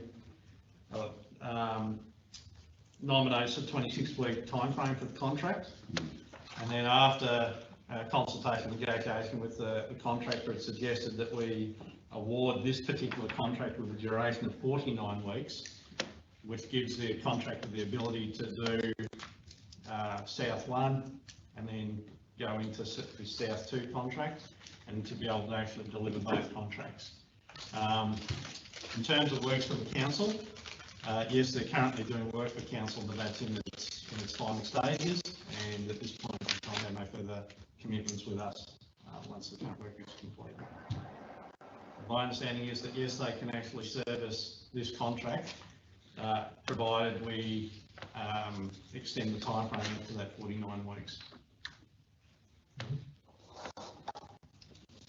Yeah, that's more or less covered what I was going to get to too. Councillor Bilney. Yeah, just through the chair, just a point of clarification from my mind. If if it comes out that one contractor ends up with two tenders, and we endorse that, do they have to actually proceed with those tenders, or can they just pick one and knock back the other, or is that a commitment as soon as it's endorsed, it's sort of set in stone? Basically, it's, sorry, through the chair, it is a commitment once it's endorsed. As I mentioned before, there has been discussion with the contractor to, you know, check their capacity and ability to deliver the works. They've advised that they can, and so once we have actually accepted the tender, then it is binding, as I understand it. So just to add to that, so in the contract it specifies a validity period that basically the contractor is required to basically guarantee their offer. So as long as we award within the validity period, that's fine. After that, the contractor has no binding requirements. Obviously, in any contract, there is provisions for both us and for the contractor to terminate under certain reasons, and that will be dealt with under the contract. So, contractor could theoretically apply one of those conditions if under a certain circumstance, but that's not obviously expected at this point in time. And Mark, if capacity is an issue, they can then subcontract out if need be. There's also rules on the contract specifications in relation to subcontracting, and that will always have to be in negotiation with approval from the principal, which is us. Yeah. Very good, councillors. Those in favour of the officer's recommendation? Carried, thank you. Thanks, Amanda. Thank you.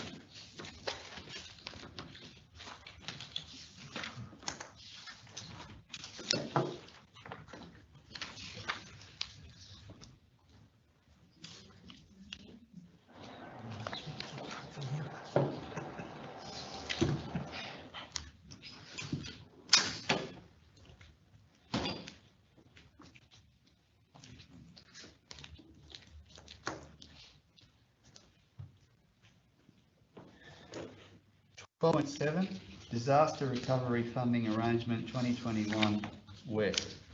Do we have a mover of the officer's recommendation? Councillor Wilkes moving and Councillor Clifton seconding.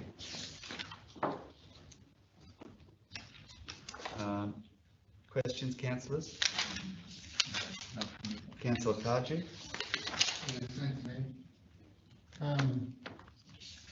Yeah, a couple of things. One is that I won't be supporting the officer's recommendation on this one. The report suggests that there's two local contractors have put in for this tender, and out of the two local contractors, the tender is recommended to be awarded to the higher in cost of those two local contractors. I think there's around about $20,000 difference. I'm just wondering why we don't award this tender to the lowest local contractor. Thanks, Chair. Yep, through the chair. If we refer to attachment 1 of the report, that's the tender evaluation scorecard, and the recommended tenderer, it is very hard to read. That's one of the reasons I haven't read it. I don't know what's in there yet. All right. Well, I can phrase that for you, councillor. Essentially, the tenderer that's been recommended has achieved the best score for the cost effectiveness ratio, which is has been assessed per the council procurement policy. So we've had the non-price attributes, the non-price criteria specified in the tender documents. Every tender is assessed against those, and then the cost effectiveness ratio is calculated, which takes into consideration their price. It also takes into consideration whether they're a local provider or not. And the recommended tender is the one that has achieved the best score. delving a little deeper, the other local tenderer, their scoring wasn't, the price criteria wasn't actually anywhere near as good. So I take your point about the price difference, but there's also a significant difference potentially when we take into consideration all those other factors. What are they? Because I don't understand what they are. I can't understand what the difference between one of the locals and the other local. What are those factors? Well, the actual, it's hard to read. So, table 4 in the report, the tender commentary. So the lowest local tenderer, which is who's just a little bit more than $7,000 excluding GST, cheaper than the other one, is a newly formed company, has demonstrated very little experience, if any, with delivering DRFA works. Sorry, Mark, I can't hear you. Oh, so the lowest local tenderer is only about $7,000 excluding GST, lower than the second lowest, and is a newly formed company and has very little to no experience with delivering DRFA related works, and that's shown through that submission, and that's why they have not been recommended. With DRFA works, the nature of it, it's very important that they understand how to deliver those works, because it's very critical that they stay within the approved work schedule as approved by the QRA, and so that the evidence that they've delivered exactly in accordance with work schedule of the QRA that they provide is accurate, and otherwise we risk not getting paid for those works. You want to add to that, Dev, or that summarises it? I think that fairly well summarises it. Again, the non-price attributes that we've looked at are the skills and experience of the contractor, their documented understanding of the work, their key personnel available, their program of works, and again, the local business preference, which is again all in accordance with the assessment, the evaluation process is all in accordance with their procurement policy. Thank you. We have a mover and a seconder on this one, councillors. You, Councillor Kaji. Look, I've read this report. I'm looking at your comments directly under table 4, where it gives you an explanation of what we just spoke about the contractor. Yep. And directly underneath that table, it says all tenderers have quality assurance procedures, management systems, and technical capacity adequate to undertake this project. Why are we not? Again, my question: why are we taking the higher of the two local tenderers when both local tenders have the adequacy to do the project? Why are we accepting the higher contract? And you talk about experience. I'm just looking, I believe, I know Turner Company or whatever it is, B&D, I know it's a newly formed company. They've been working for about 18 months, I think. Is that correct? Thereabouts. I mean, this tender is for a gravel resheet. Putting gravel on gravel roads or dirt roads, not rocket science. I believe that the tenderer has more than enough experience through previous works that he's done, not only for this council but for main roads. On bitumen highways. He's been project managers on multiple things. He's been an inspector for main roads work. So I just don't understand how council officers can determine that the experience of this operator is lacking. You look at if I can just jump forward to the next report, where there's a tender put out for the intersection at Barson Road out there. We only got one tenderer. And your comments in that report have highlighted that this tenderer has done work for us previously and there's still outstanding defects that haven't been rectified on some of these projects. And yet we're prepared to accept this tender, or the officer's recommendation is there to accept this tender, when we know full well that this tender has done work for us in the past that haven't exactly been all that good, because we've still got defects to deal with. And this is and this tender is for a sealed section of this is for a sealed pavement, including other works, including concrete works and the like. And yet we don't ask any questions about the capability or the experience or the quality of workmanship from that tender, judging this other local tender just on a simple gravel resheet. It doesn't balance to me. And again, I highlight that I won't be supporting the officer's recommendation in this one. And if it doesn't get up, I'll be recommending that we go with the lowest tender for the local. If I may, through the chair, just for clarity, fully acknowledging and accepting Councillor Garkey's points.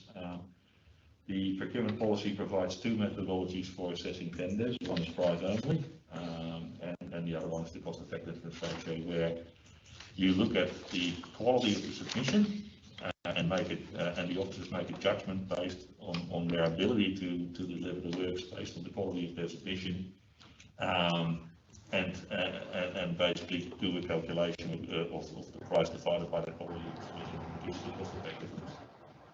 That doesn't say that any or all of the tenders are either capable or not capable to do the work. It just provides a way of objectively determining, based on the submissions provided by all the tenderers, which one is overall the best to provide that work. It's not saying that the other can't if there's a slight difference in scoring. It just basically says that the recommended one is, using that methodology, deemed to be the best to provide that specific scope of works. That's all that it does. In the end, it's up to council to decide which contractor they want to recommend, they want to award this contract to. That's it. Thanks. All right, councillors, we have a mover and a seconder of the officer's recommendation. Those in favour? Carried. Would you like them recorded again? Is that 4-2? 5. 5-2? Yeah, Councillor Hodge and Councillor Cardew against.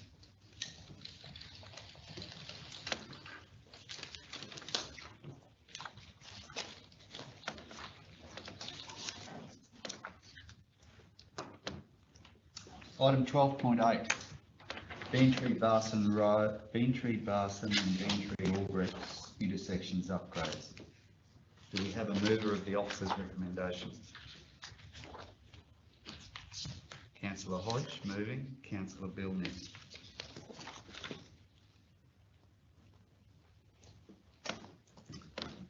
Any questions for Jeff on this one?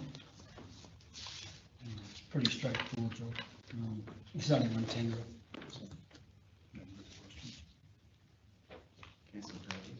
Councillor Cardew. Yeah, look,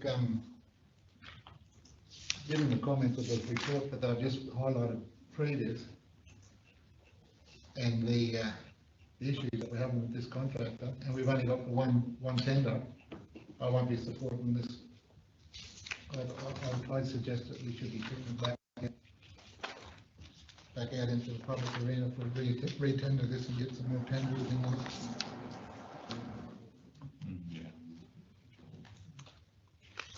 it. Councillors, any questions on this one, or if there's anything you want to talk to this one, Jeff?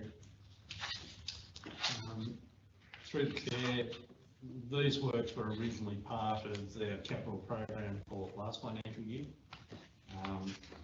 Weren't completed, have been held over.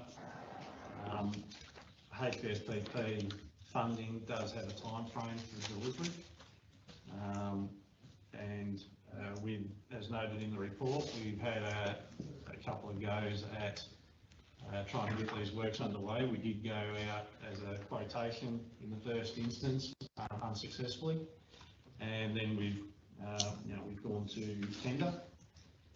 We had quite a few downloads of the tender documents. I think it was 13 or 16 downloads, but only the one tender received. So I acknowledge the previous comments about the contractor. This work is quite different to the work they've done previously. There's a large component of the work is actually asphalt works, which will need to be undertaken by a subcontractor. In their contract documentation or their tender documentation, they've actually nominated a subcontractor for that work. And we'll be closely monitoring the work to make sure that we do get the right outcomes with the works in terms of quality and timeliness. Probably the biggest, as I said, the biggest risk with this work is that it's in a highly trafficked area, and traffic management and traffic control is something that will need close attention, and it's noted in the report about the implementation communication. We'll need to be letting the businesses in the whole industrial estate know when the works are going to be happening and if there are going to be traffic or accessibility impacts. Thanks, Jeff. Councillor Clifton. Yeah, thanks, Mr. Mayor. The defects in the previous project work that they've done for us, what's the nature of those defects? Some pavement failures, which we need to follow up on getting them back to actually rectify.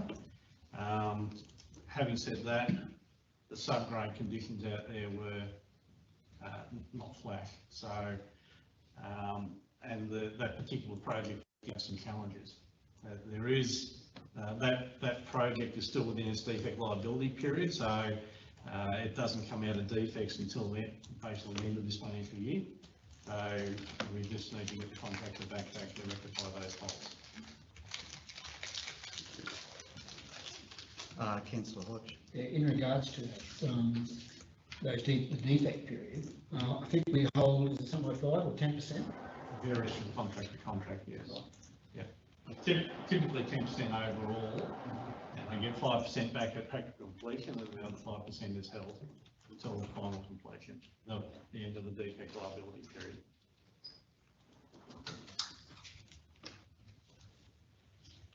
Okay, councillors. Those in favour of the officer's recommendation? Karen, would you like those recorded against? Yeah, please. So you Councillor Clifton and Councillor Cardew against.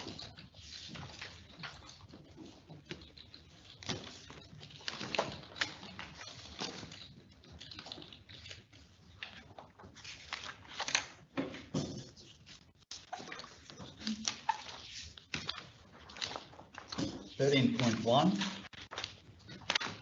Finance Report December 2021. Do we have a mover of the officer's recommendation? Councillor Hodge moving. Do we have a seconder? Councillor Bilney, thank you. Councillor Hodge. Quite happy with the report. The report says that we received a note the financial report. Quite happy with it. We're tracking well on, we're over budget.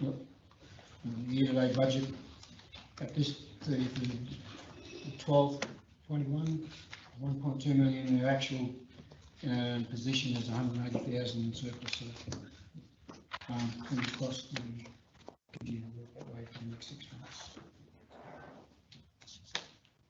Councillors? Councillor Cardew.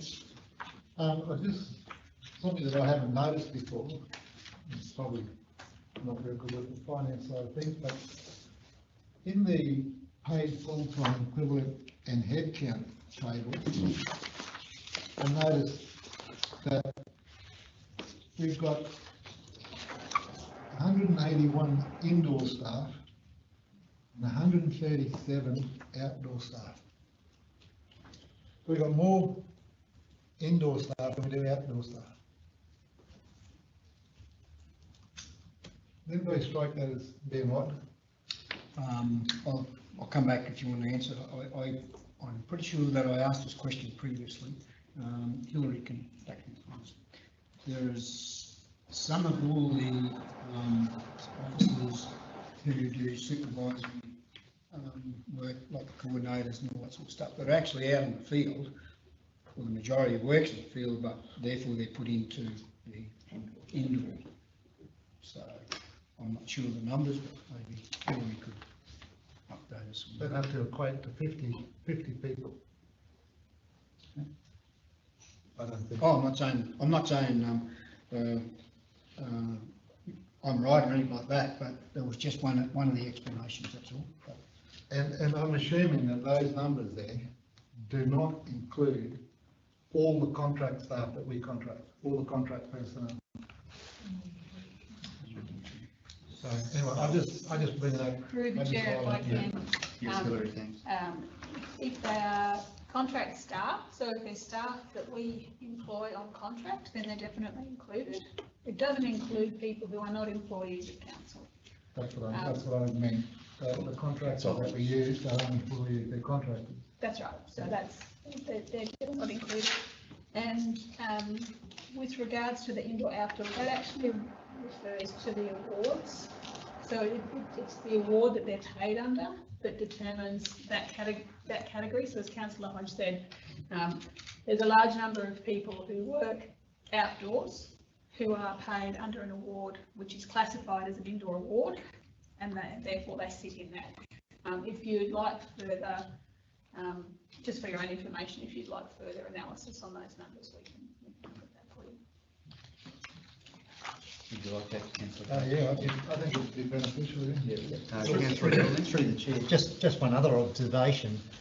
The indoor figure doesn't differentiate between part-time and full-time either. So, you know, it's quite likely those numbers are being inflated because there's more part-timers than what the full-time outdoor staff would be. I doubt there'd be many part-time outdoor staff, but there would be quite a few indoors. So that sort of changes it a little bit as well. Any more questions, councillors? Okay, those in favour of the officer's recommendation? Carried, thank you.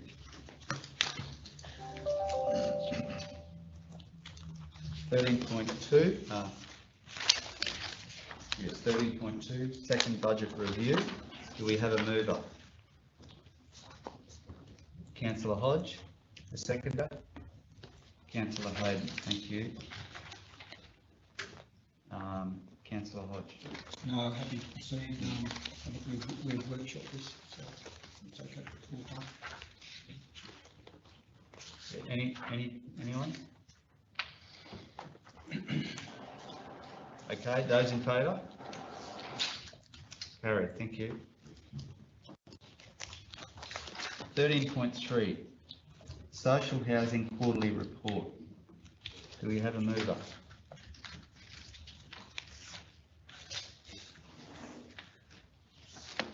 Seconder, thanks, Councillor Billman.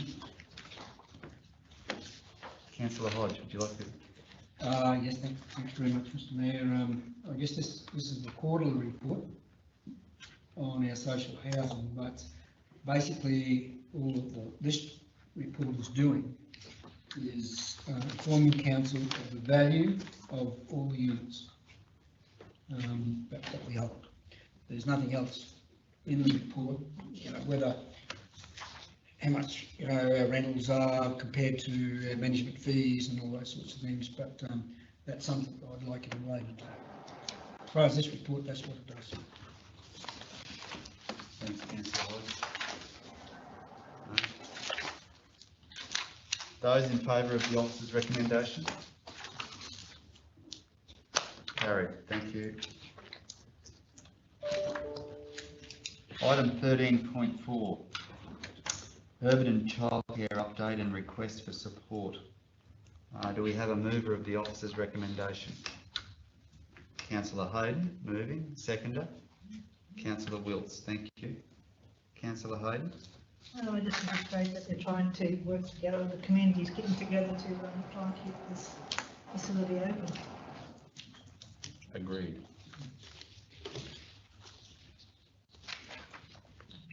Anyone else on this one?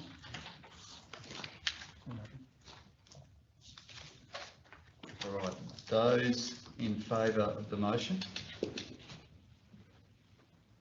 Carried, thank you.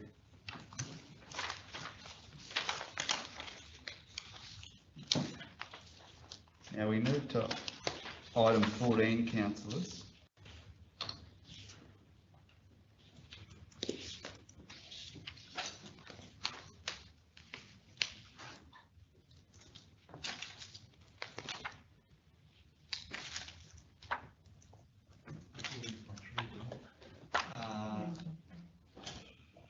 So what we're going to do here, councillors, we've got some items that need to be dealt with in confidential.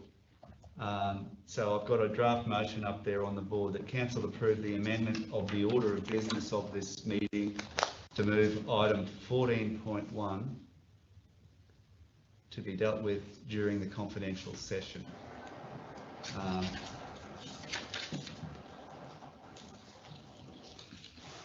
So yes, I'll move that motion first. That's for 14.1.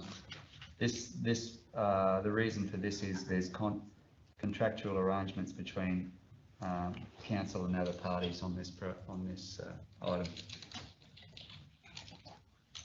Can I have a seconder? Councillor Clifton.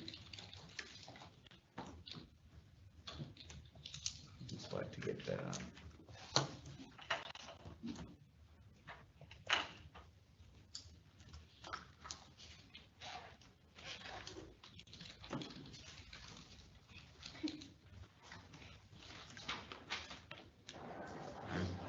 Okay, councillors, so we're proposing that 14.1 regarding the Land Restoration Fund pilot project, that go to confidential. So moved by myself, seconded by councillor Clifton. Those in favour? Carried, thank you. We'll go to 14.3.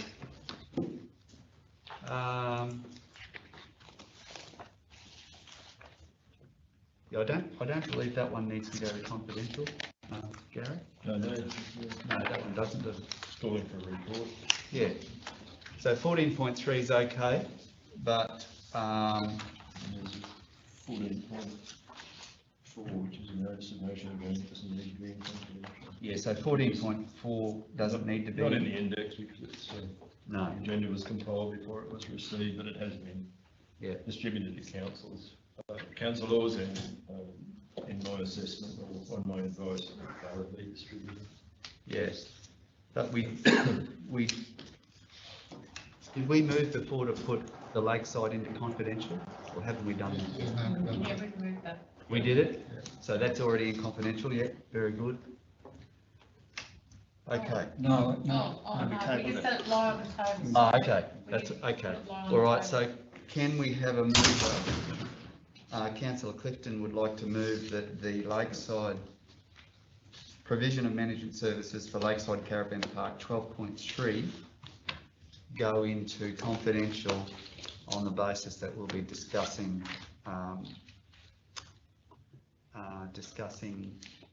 the managers. I'm not sure what words we use for that.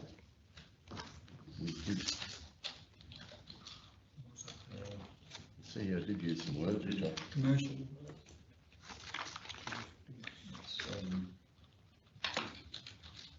It's 254J, G3, G's of the regulation.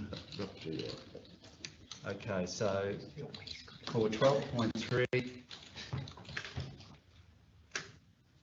to be dealt with during the confidential session in relation to 254G. G. Okay. Negotiations relating to a commercial matter involving the local government for which a public discussion would be likely to prejudice the interests of the local government.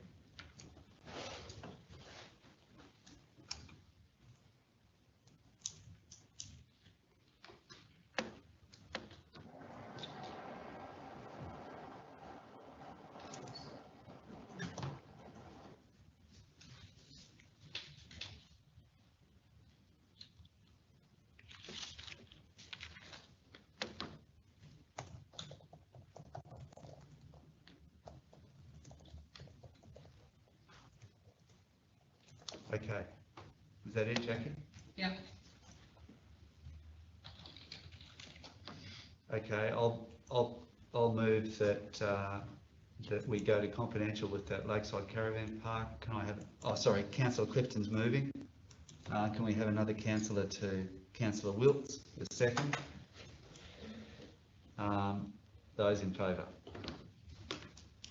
Carried. Thank you.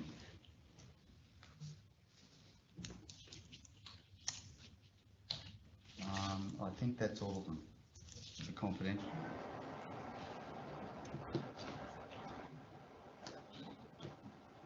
Checking my notes.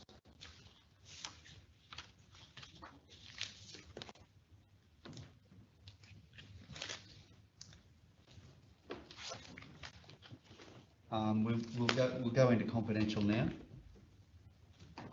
Still got the My motion. 14.3. 14.3? Oh, so, okay, so we can do this one first. 14.3 and 14.4, even though 14.4 doesn't appear there, can be dealt with now. All right, we'll do 14.3 and 14.4, apologies. Okay. So 14.3, notice of motion, use of Malanda Showgrounds by B-double vehicles. Councillor Clifton, would you like to move that motion? Yes, I'll move that, Mr. Mayor. Can we have a second for Councillor Clifton's motion? Councillor Wilts? Thank you. Councillor Clifton, over to you. Thanks, Mr. Mayor. This came, raising this matter came to my notice as a result of discussions with landholders in the Pyramon area about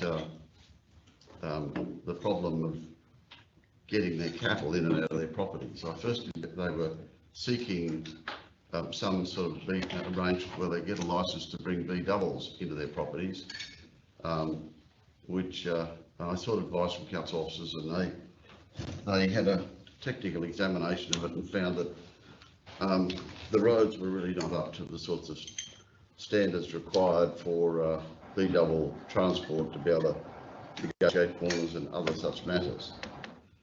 It was then investigated a little further to see whether trucks could park in a B-double route somewhere and then go and tranship at that place. And it was resolved amongst the truck drivers in question and the pastoralists that having freestanding trailers sitting there full of cattle was pretty unsafe. So we then the next step was to look at how this would be, and they advised that they would continue what they were doing now, and that is using the Malanda Showgrounds yards for the purpose of transshipping cattle. And the officer who undertook the investigation, a very thorough investigation, identified that in fact that activity was not currently legal, and the use of some of the streets in Malanda was not currently legal because of there wasn't any permits for B-doubles, etc. So I regarded I put it forward in this manner rather than go to the officers and let them do it in the course of time as they would normally do, and normally do it very well. I don't mean to insinuate that they wouldn't, but I see it as being potentially a very dangerous situation, particularly with council improving the Jack May Park. There being lots of other people around, lots of kids. So I thought we should treat this with some priority, hence I brought it to council. I am seeking a report as to what we can do. I see it as being very much a first step. If our officers can identify that these matters can be dealt with from a legal perspective, then it will probably include a revision to the lease of the Malanda Showgrounds, and that will require a fair bit of community consultation and discussion. So I regard this as only being the first step, but I felt that it was an important thing to do, to put it formally on the table and commence the process. Thanks, Mr. Mayor. Very good. Thanks, Councillor Clifton. Councillor Billney. Yeah, through the chair. Look, I understand and agree where Councillor Clifton's coming from. accessing the showgrounds via Mary Street and Thomas Street has been probably a contravention of the road rules, as they're not designated B double routes. The same could also be said for William Street behind the service station and Churchill Street as trucks exit onto James Street. The intent is not to stop the practice, but rather formalise it so that trucks can access these areas lawfully without fear of breaking the rules and still support the town through its economic spend. As I understand also that pending a report being presented, that the Show Society could actually make application to the NHVR for a permit, which last year there was 13 movements by VW, so we're not talking happening every second day, it's once a month, and it's all regulated. The Show Society have to monitor with the national ear tag, I forget the acronym for it, but so there's paperwork, so it is controlled in a certain manner, but I think the emergence of Jack May Park as a family-friendly precinct puts more pressure on B-double movements there, and this may sort of in part start the story of how we manage B-double movements in Malanda in the future. Thanks, Councillor Billing. Councillor Billing, are you proposing that those streets be included in? Yeah, look, Councillor. Mr. Mayor, if we're going to go through the process of looking at Thomas Street and Mary Street, I would think it would make sense to do William Street and Churchill Street, because they're being accessed as well, not for loading of cattle, but they do traverse that areas. Councillor Clifton, would you be happy for those other streets to be included? Well, I haven't actually included them in my motion already, Mr. Mayor. Okay. The motion just says seek a report for the potential unlawful activity. Gotcha. Of cattle in and out. I haven't prescribed it in the body of the report. Yep. I prescribe the streets. There may be other elements for consideration beside those streets. Yeah. So I would, for my preference, leave the report as wide as it possibly can be to bring into whatever perspective there is. Yep. I'll just pass that on to the CEO of the GM. Is the motion as we've got it there adequate to cover? It's fine, as long as you understand that in the first cut of the report will simply be mapping out the processes that have to be provided. It won't be providing a definitive solution by February. Make the final determinations about B-double routes, and there'll be a process to be followed and information to be gathered. We'll set out a time frame and legislative steps that have to be followed. Councillor Cardew? Yeah, thanks, Nick. For my money, I think we should be keeping these separate, because if we bundle all these into one and one gets held up, then it's holding everything else up as well. So if we're going to put in applications to whoever, do them on a separate basis for whatever the roads are to get access, whatever area they want to go to, don't. Can I suggest, Councillor Cardew, that I think the first report that comes back to us will give us that guidance, you know, try and get this one's dealt with first and these ones are a longer, slower burn. So I think we'll get that advice from officers, I'd suggest, with the first report as to the best pathway.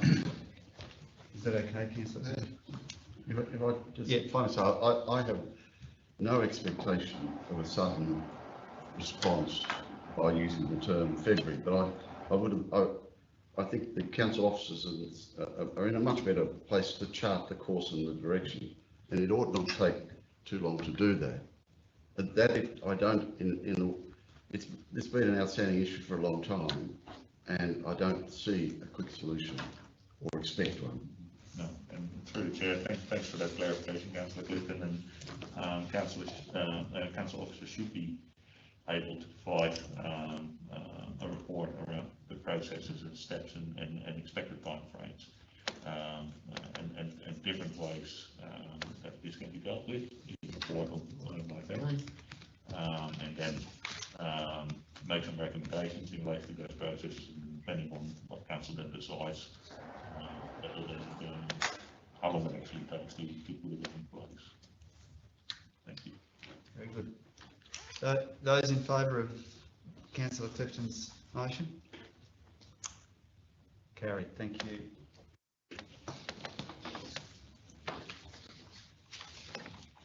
All right, now we've gone up to 14.4, which wasn't on the original agenda.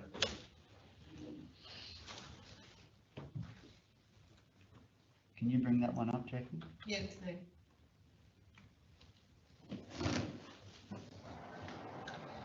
Thank you.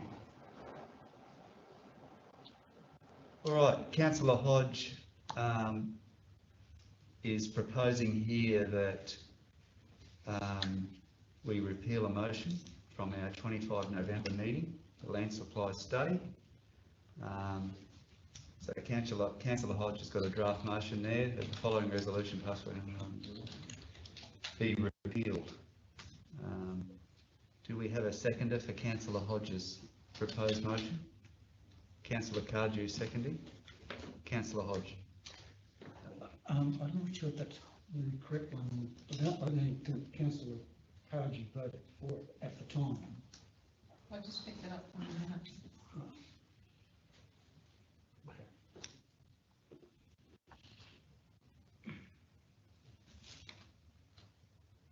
Okay, we'll leave it as it is. Yeah, so this motion is to rescind that motion that was passed on the council meeting in November 12.9, where I was one who spoke to it, to use the word endorsed. Subsequently to that, after giving it considerable consideration and talks with planning consultants who work in our area over the last couple of weeks, when I was trying to organise a date for the amendments, it's come to my attention that it is not in the best interest of TRC to endorse this land supply study. What it does, in my view, it inhibits economic development, and I really don't want our officers to use that document when applications come in to say, no, we have a land use study, we won't approve that because of that. Now, there is inconsistencies in the report. One would be an instance where there may be something like, we have, I'll just pick a figure, I haven't got the exact figure, but we may have 300 lots approved for 1 hectare or whatever from Attendant to Youngborough. You try and buy one, because there's no need. What's happening is yep, we have a lot of approvals. But what this is doing is saying, oh, we got all the approvals, so we don't want any more to come in. Well, I don't want that, and I admit that I've used the wrong word in the word endorsed, so therefore I want this rescinded, and I'll move another motion up, if this gets up, to say that we note the report. That's all I need to say. Thank you. Thanks, Councillor Hodge. Anyone else like to talk to this one? Councillor Hayden. So can I ask a question? By rescinding this motion, how will it make a difference to how officers make their recommendations? And did this happen to a development already? In my view, well, in the discussions, two of the planners have said, yep, when we were discussing with planners, they said no, they're bringing this land use study up to say we've got too many. So that's what they told me. Now, whether that's in practice what happens, but what I'm doing is to make sure that it doesn't happen, and really we only note the report. I don't want it as used. It's not a technical instrument, but it gives weight to it, and I don't want to have that weight to it. So all I'm saying is I've made an error in my judgment, and I want to correct it. So can I ask one more question through the chair? Okay, can I ask, is there any procedures that can be put into place to ensure that this doesn't happen? Like, to me, you're just assuming officers will do it. So is there any procedures or checks that we can do? I don't know. Sorry, Mark? If I may, through the chair. So, if an officer referenced the land supply study in a conversation with a potential applicant, and that's not right. What they should have done is refer to, and again, I'm not sure if it happened, but what should occur is they should refer to the planning scheme, because that is the guiding document that they can use in pre-lodgement discussions to advise the applicants as to what the likely outcome is. That's the way it should be done.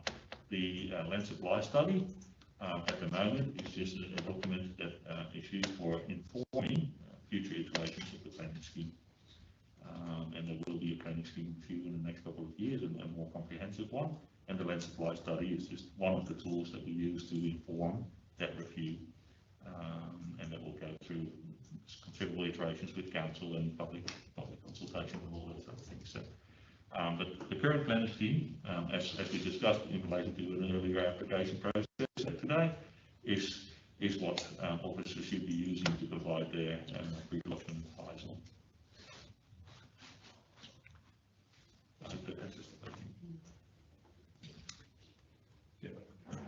Councillor, does anyone else like to talk to this? Councillor Building? So just to be clear, is repealing the right word, or should it be rescinded?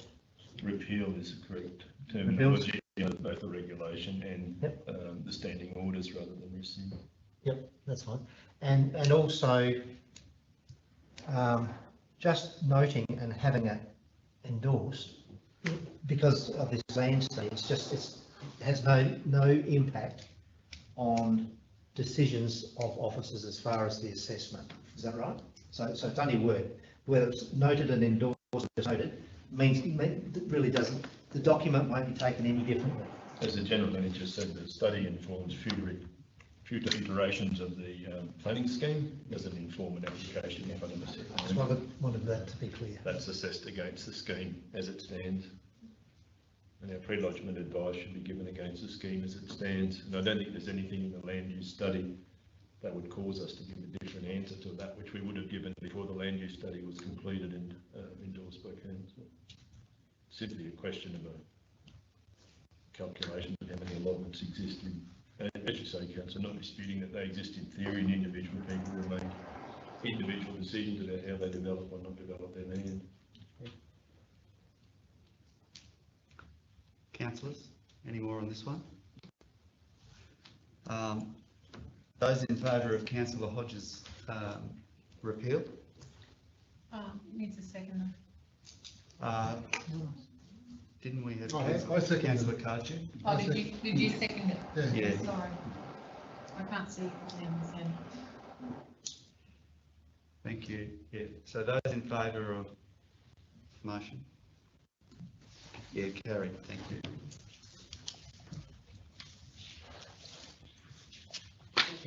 Councillor Hodge. Yeah, may I like to move the motion that the land study as per, that was put to council on the ordinary meeting of the November. 21st of November. 12.1 be received and noted.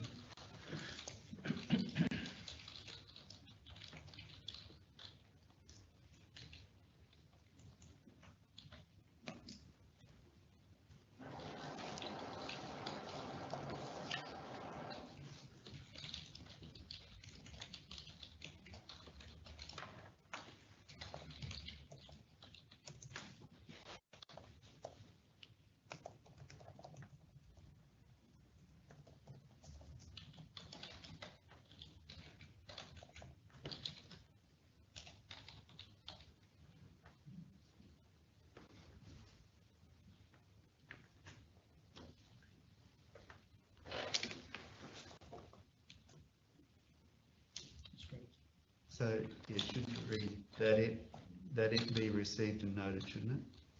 That it. Is that wrong? That's the land supply study. Council received.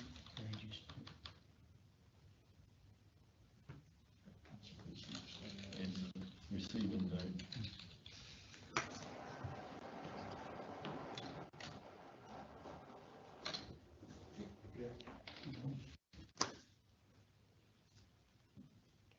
Do we have a seconder for councillor Hodges' motion? Councillor Cardew?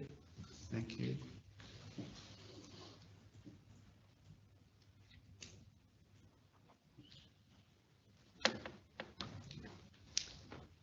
Those in favour of councillor Hodges' motion?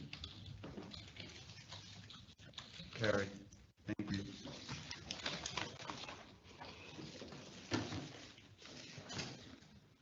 I believe the rest of the business is confidential.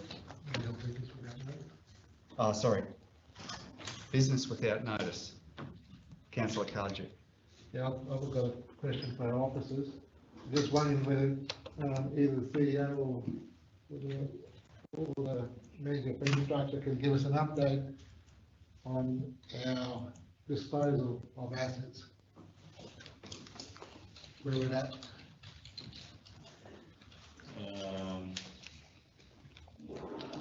Thank you for that question, Councillor Cardew, through the Mayor. Briefly, no further progress has been made in relation to preparing for the disposal of assets other than those items that have been discussed and endorsed by Council. The last one that was discussed was the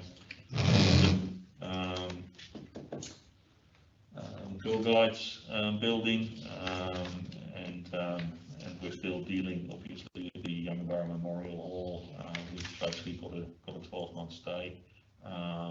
We've got a new, not new, but we've got a reasonably started manager for strategic assets on board, and as he is getting familiar with all the requirements of his role, and will also be recommencing the process of taking further facilities to be considered for potential disposal to Council. But in the meantime, largely due to the fact that we had a transition in the hall, we haven't been able to progress that further.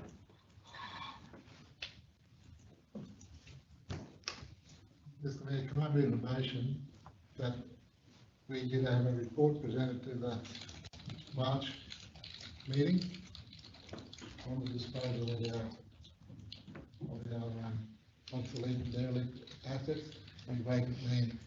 This has been going on for 2 years now. And to be honest, been very, very slow. We don't seem to be making a dent in what we said we'd do. So we need to up the ante. I'd like to see our report come to the March meeting.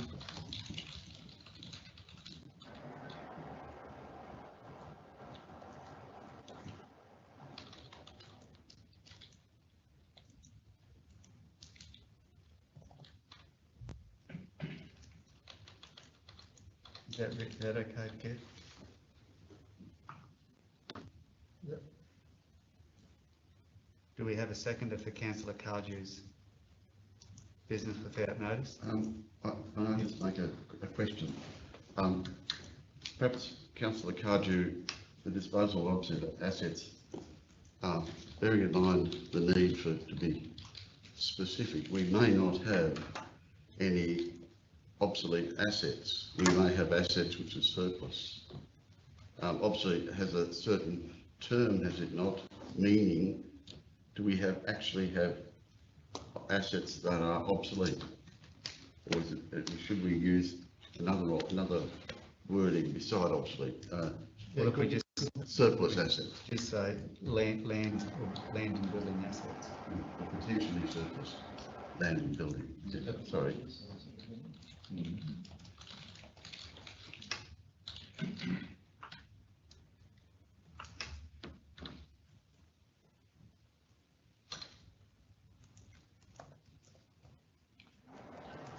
So if I to the chair, Gary just reminded me, we have disposed through council resolution also several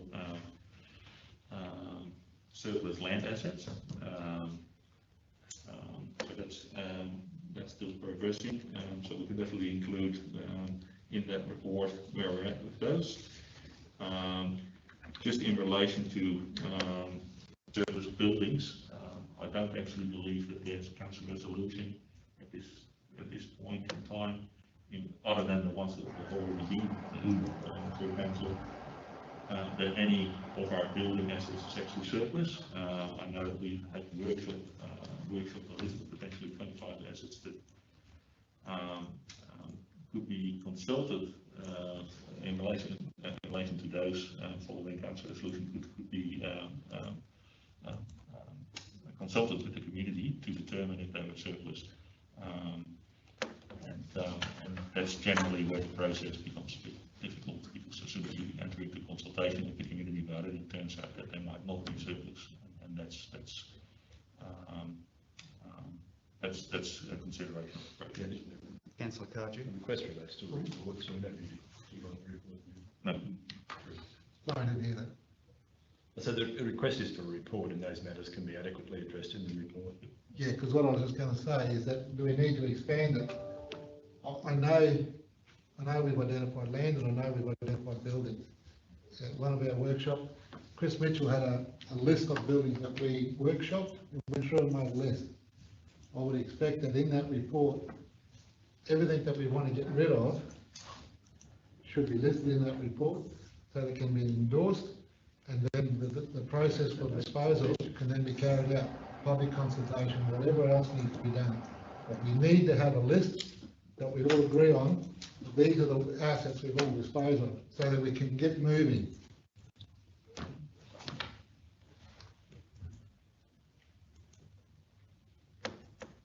Okay, we've got a mover. Do we have a seconder for Councillor Cardew's? Councillor Clifton is happy to second that.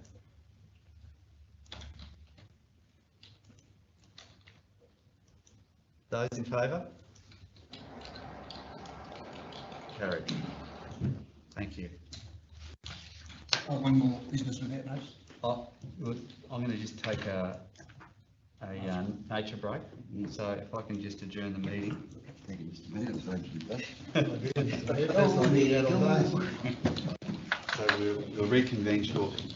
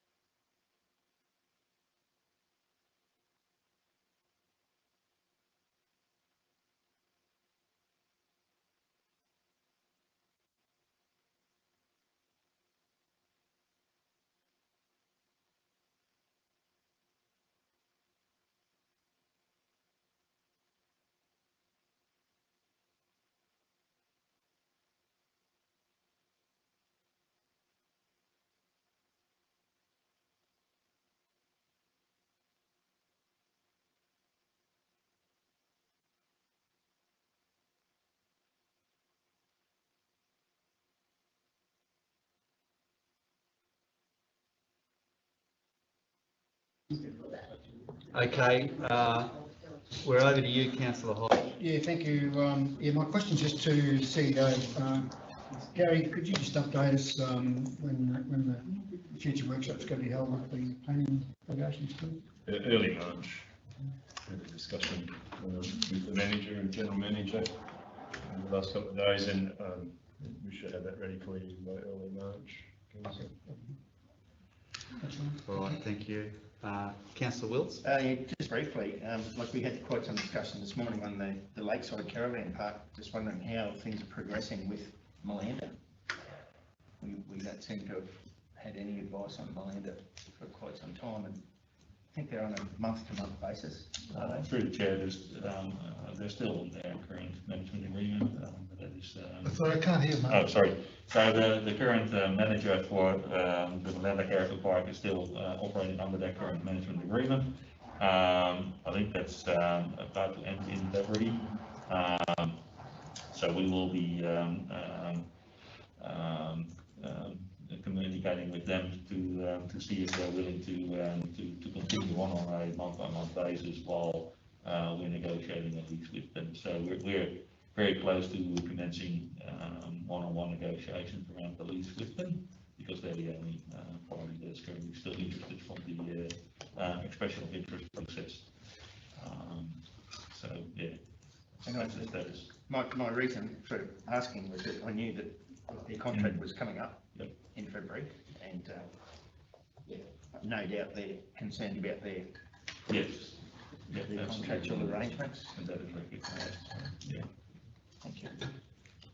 Mark, are you saying they're the only ones left now that we're negotiating with? That's my understanding, and I think the last time I spoke with Phil, he was.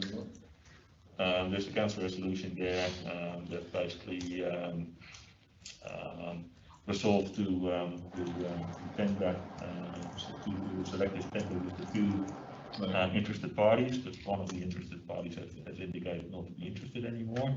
Last time I spoke with Phil around that, who's managing the lease process, was that he's followed up with him to get that in writing. I haven't seen us receiving that in writing yet, so that might be one of the reasons why we haven't commenced the one-on-one negotiations yet, because we want to have that in writing.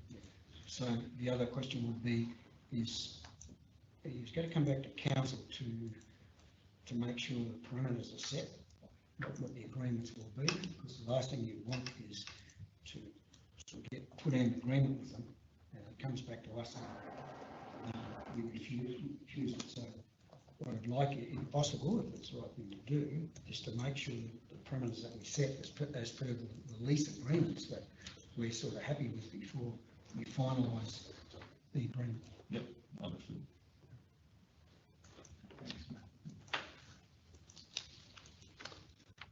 Very good. Any more business without notice? Okay, I think we're ready to go into confidential. So could we have a mover to go into confidential, please? Councillor Wilkes moving. Seconder?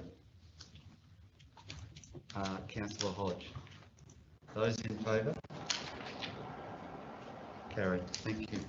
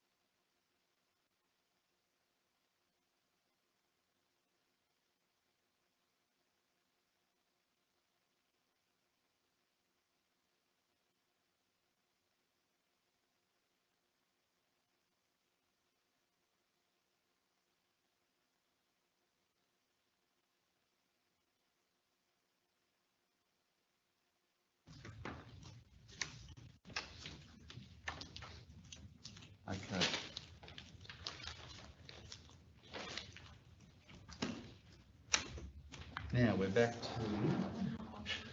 14.1. 12.3, I think. It's not on. We're not live yet, so. Thinking about it.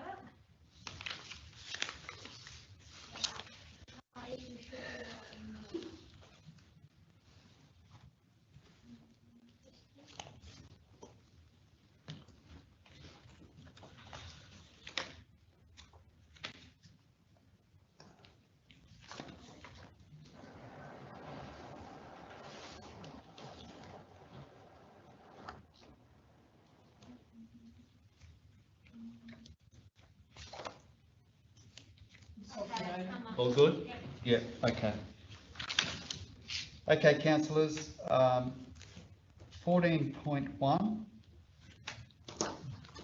We had a notice of motion from Councillor Clifton, Land Restoration Fund, pilot project. We have a motion up there on the board. Do we have a seconder for Councillor Clifton's motion? Councillor Cardew seconding that. Those in favour?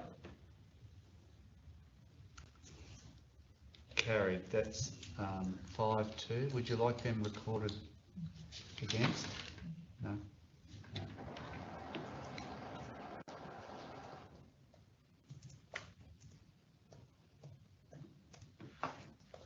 All right. The next one is 12.3. Provision of management services, Lakeside Caravan Park. Do we have a mover for the officer's recommendation? Actually, we may have one. Yeah, we do. We had Councillor Wilts moved and Councillor Hodge second from before. Those in favour of the recommendation? That's 6-1. Councillor Cardew opposed. And the next one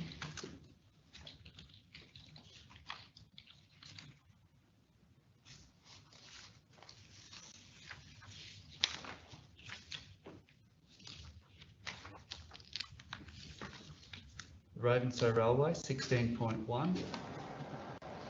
Hillary? Sorry, just a point of clarity. It should say periods prior to, not outside of. Oh, yeah, right. Yeah. Good pickup. All right. Do we have a mover for this one? Councillor Hayden's moving. Seconded. Councillor Hodge seconding. Those in favour? Carried unanimously, thank you. And finally, 16.2.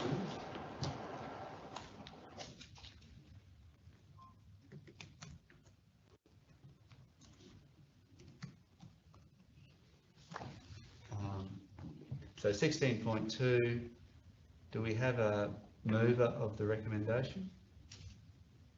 Yes. Councillor Hodge moving, Councillor Cardew seconding.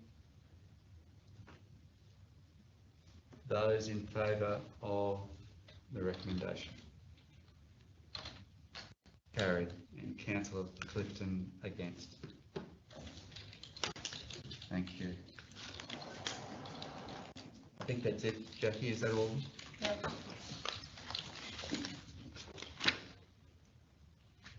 The next council meeting will be the 24th of February here in Attendant. Thanks very much. Thank you. Thank you. Thank